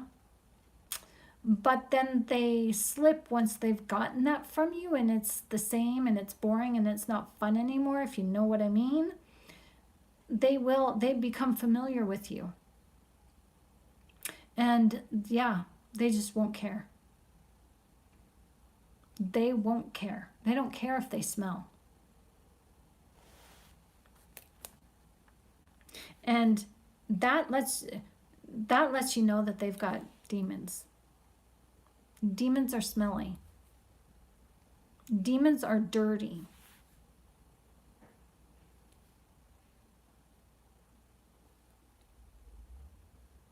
Lying is murder because we didn't protect. Amen. Yeah. Because the truth protects. So if somebody is lying to you, they're not caring for your well-being. They don't have your back. They're not watching you. They're not keeping you safe. They don't care what happens to you.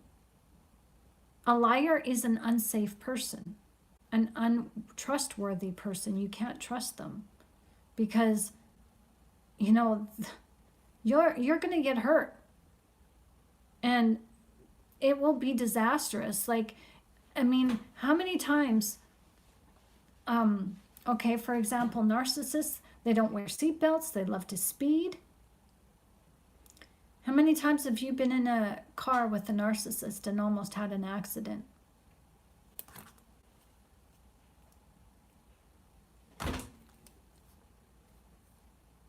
And narcissists always want to drive. They don't want you to drive. They want you to take their car because they want to drive.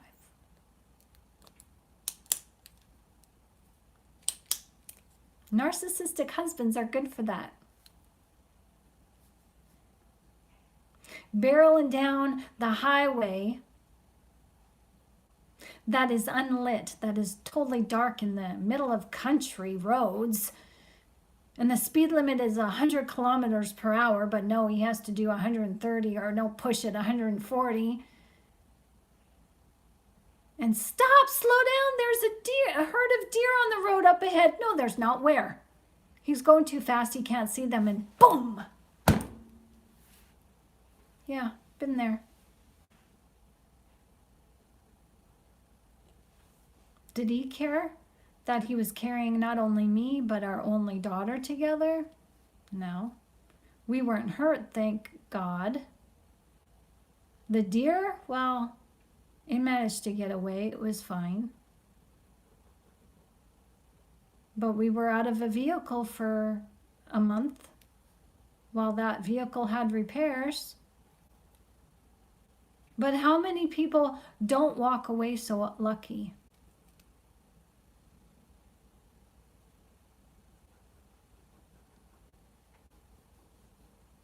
How many people take the chance of driving in a vehicle with a drunk narcissist?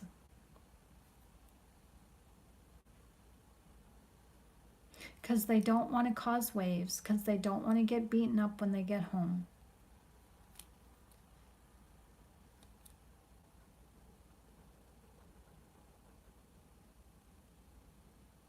A narcissist who lies and says, oh, I only had one drink, but you know differently because the way they're acting. Try to argue with a drunk narcissist, it's absolutely impossible. And an angry narcissist, a violent narcissist, like who's drinking, their anger comes out worse. And an angry, drunk narcissist behind the wheel is a no-go. And I apologize if I'm saying anything that's really sensitive. If you guys have experienced that, I apologize. But narcissists don't care for your safety. If they did care about you, if they had empathy, they wouldn't lie. Because lying, that's why we don't lie to each other. Okay, yeah, we say little white lies, but I know after I lie, I'm freaking guilty. I feel so guilty, and I'm just like, God, I know I lied. And I'm sorry. And I don't do it again, or I confess to that person. Like, you learn your lesson from lying because you don't have intentions of hurting somebody. You want to spare somebody their feelings, like hurt feelings, or you don't want to lose the friendship.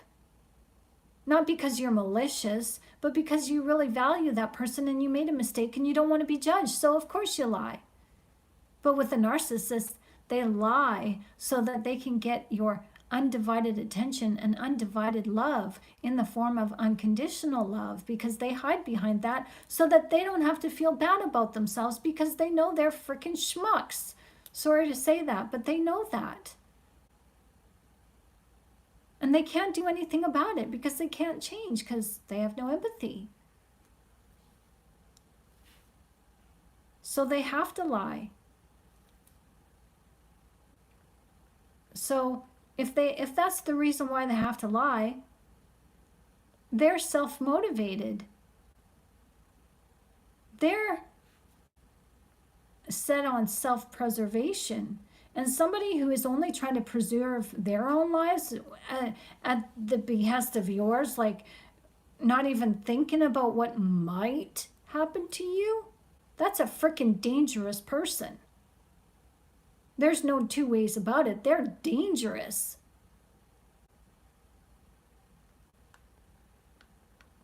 And gaslighting, well, that's lying. And they're fake remembering. They're fake, I don't remember. That's a lie. And that further traumatizes you because that prevents you from talking out the situation, coming to an emotional resolution in your mind. There's no closure. There's no emotional resolution when the narcissist says, oh, I don't remember. Did I say that? Did I really do that? No, I don't think I did. No, that wasn't me. It must have been somebody else. You must have been dreaming. Were you drunk? Because that wasn't me. Were you drinking at that time? Were you on your meds again? Or were you off your meds again? I can't remember. But it wasn't me. Yeah, they do talk like that.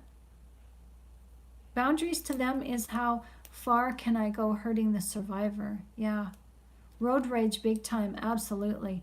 Now I hate alcohol, absolutely. You can't trust a narcissist when they're drinking. You can't. I'll tell you that right now. Experience.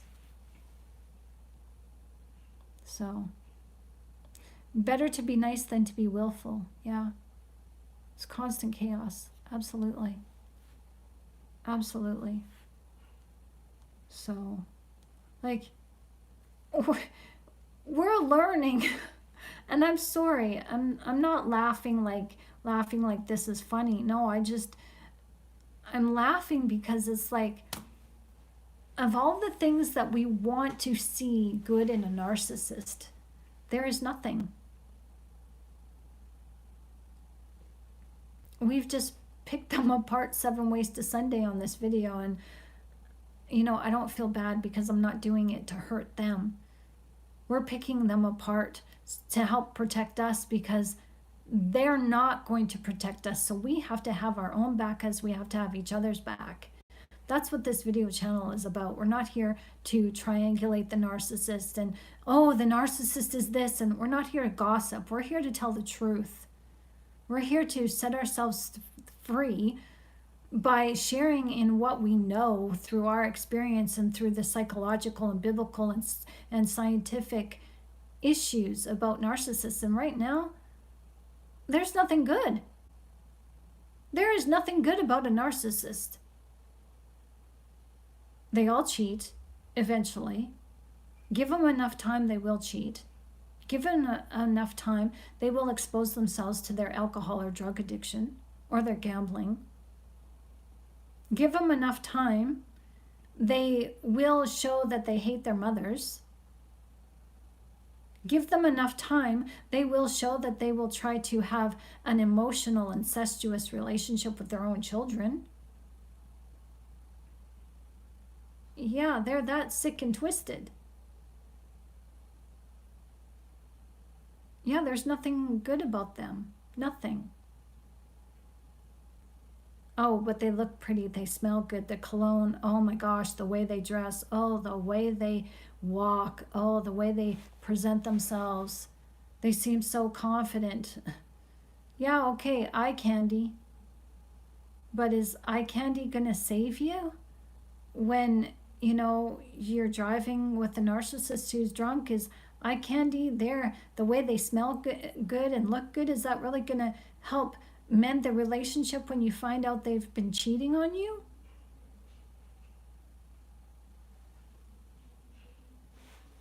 Hi, Capilla. Nice to see you. Can a narcissist be saved? You need to watch this video from the beginning, girl. Welcome. Come on in here. No, a narcissist cannot be saved because they have no empathy. We'll say this again. They have no empathy. They can't self-actualize, and they can't self-empathize. And if they can't self-empathize, they can't empathize with anybody. And empathizing is the marker for change. Because empathy puts you in the spot of the person who needs your compassion. You're put in their position. Gee, I wonder what it would be like if I lost, my job. Gee, I wonder what maybe they need. Maybe it would be nice if I made them dinner a couple of nights this week and brought it over to them so that they could, and make a lot so that they could have leftovers, because gee, I wonder what they're going through because they lost their job. I can just imagine. I know I would want my neighbors and friends to come through for me, so I'm going to put myself in their shoes and empathize with them, and I'm going to do something good for them. And it makes you feel good. Like, it makes you feel good helping them feel better. To brighten their crappy day up a little bit, to brighten up their lives a little bit. You get to bring joy to their lives. But a narcissist is, no, I'm going to lie to you, and I'm going to use your empathy against you so that you can bring joy to my life. Because I don't know how to bring joy to anybody's life, because I don't feel joy. I'm a pessimistic individual, and that's why I'm addicted to drugs and alcoholic, and have to, jump from bed hopping all the time. And, I have to have my thrills and shits and giggles in, chasing after relationships, and there's no holds barred. So, I don't care if I'm going to bring home an STD to my wife or husband. And, I really don't care who I have sex with. It's just as long as, I start feeling good, because my family doesn't do it for me. Like, really? This is what you start thinking about when you leave empathy out of the details. There's no empathy is a filter. There's no filter with the narcissist. Just because they haven't done something with you yet, meaning just because you haven't figured out that they're a cheater, as they've probably cheated on their other relationship before you, or they are cheating with somebody with you, but you just don't know it yet. There is no line that a narcissist won't cross. They just haven't come to that line to cross it yet with you.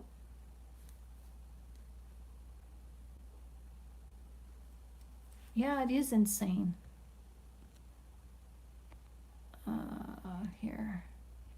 Oh, message retracted. Okay. So, how about autistic people? Well, there's a close relation between autistic people and narcissistic people. So there's new studies that are showing that narcissism is really close, to autism, and that adult narcissists may have a form of autism. So that you got to watch out for as well. So what is it? Like, what's going on? Okay, the jibby jabs, the vaccines are a problem. Medication is a problem. But so is antipsychotic medicine a problem. We did a video here, a couple months back, on the God gene. I think I called it the God gene. And, I did this study back in 2014, somewhere around there.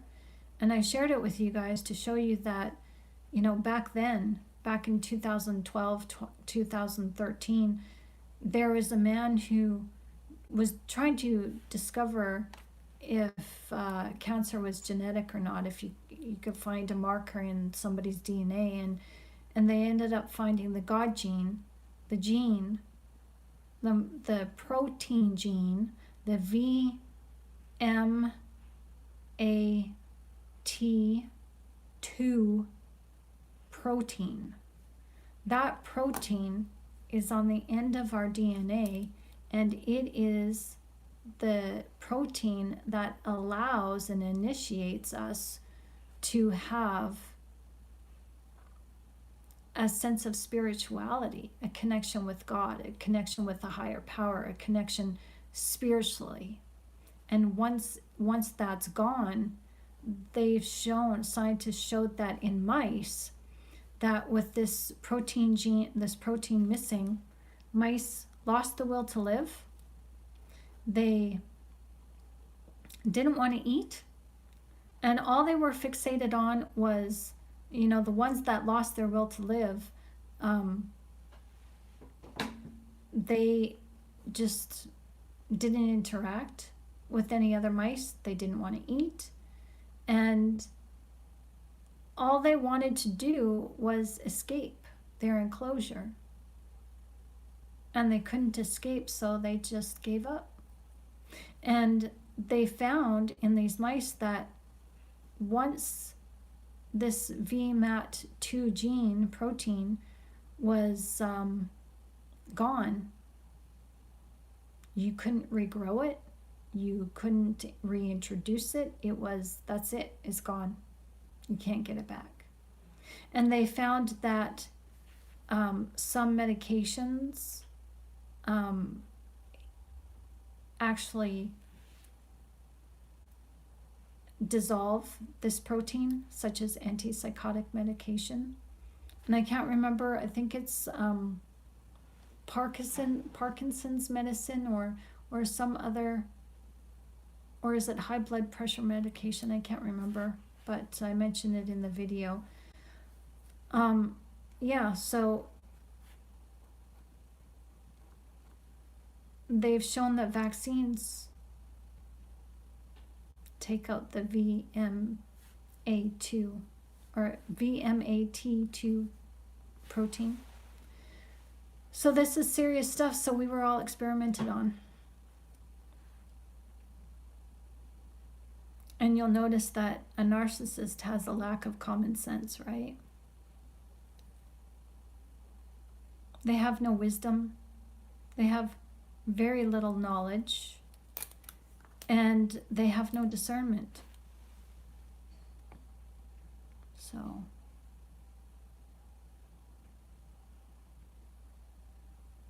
what's the difference between a borderline and a narcissist? A borderline, they are now discovering that borderline personality disorder is now a misdiagnosis. It's most likely a severe form of PTSD. And PTSD is a coping mechanism born out of anxiety. So you treat that, you treat the borderline personality disorder. So my personal research, that's what I'm leaning towards. I'm not a clinician, but just in my research, that's what I'm leaning towards. You know, there's just new science out there that suggests that it's just a coping mechanism. It's a way for somebody to cope, and once you treat that coping mechanism, you know, the borderline does go away. So if it can go away, it's, you know, that's hope. I mean, that's real hope right there. So and borderlines don't necessarily have a lack of empathy, because they're dealing with PTSD, and so is a narcissist. I mean, some clinicians think that narcissism is a trauma-based behavioral disorder, which it can be. It most definitely can be, but also other branches of science are showing that this is genetic. This is something going on inside the womb where the mother has done something, her environment is stressful for her child, or she's drinking or smoking, or something is going on, or she's taking medications. Something is going on that is causing her to, you know, cope a certain way in her environment, and it's a developmental issue within the brain. So at 18 weeks of gestation, the brain begins to develop. So I think scientists need to start there and start looking, you know, or therapists need to start looking at developing babies in the womb and seeing if we might not be able to change that. I know in scripture, God says that Jacob he loved, but Esau he hated before even Esau was born. So you look at the behavior of Esau, same as Cain. Where does Cain's behavior come from? The enemy. Jesus told us that the Pharisees and Sadducees, the people who didn't believe in Jesus, who had no empathy. I mean, the Pharisees and Sadducees were called the council of God, and they were a fake council. See, the council of God was supposed to have they were supposed to be from the line of Aaron, you know, in the book of Exodus, where Moses is anointed to anoint Aaron and his sons as the priesthood, the Levitical priesthood. Well, in the Sanhedrin, the council of God, they couldn't trace their lineage back to the priesthood of Aaron, so they were illegitimate. They weren't supposed to be there. And who they were a council that was actually divided. They were made up of the teachers of the law and the scribes. And the teachers of the law were divided, as there was a group in the Sanhedrin that loved to teach about the oral tradition, and then the other group taught about the written tradition. So they couldn't get their heads together. They couldn't come together and make anything work. And this council of God, this was a puppet council, as Rome. They had to answer to Rome. They were, this council loved Rome. And so Jesus called them out and said, you guys are brood of vipers. You're a brood of snakes. You're of your father, the devil, for he was a murderer right from the beginning. So, and that's what a narcissist is. If they could get away with it, they would, and they do, because lying is just that.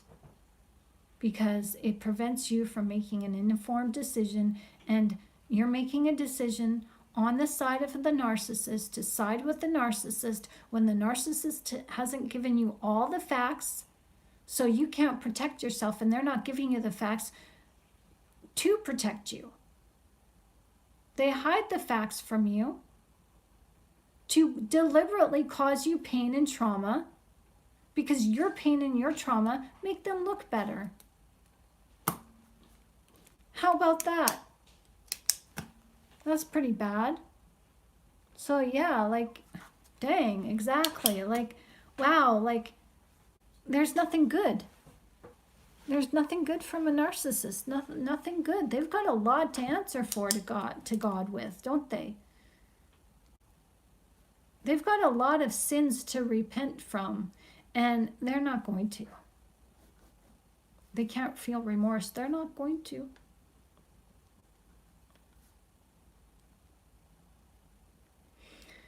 So, I hope that has helped you guys. And I think I've been talking long enough. Wow. Thanks for hanging with me, everyone. This has been fun. So do you guys want to do this again tomorrow?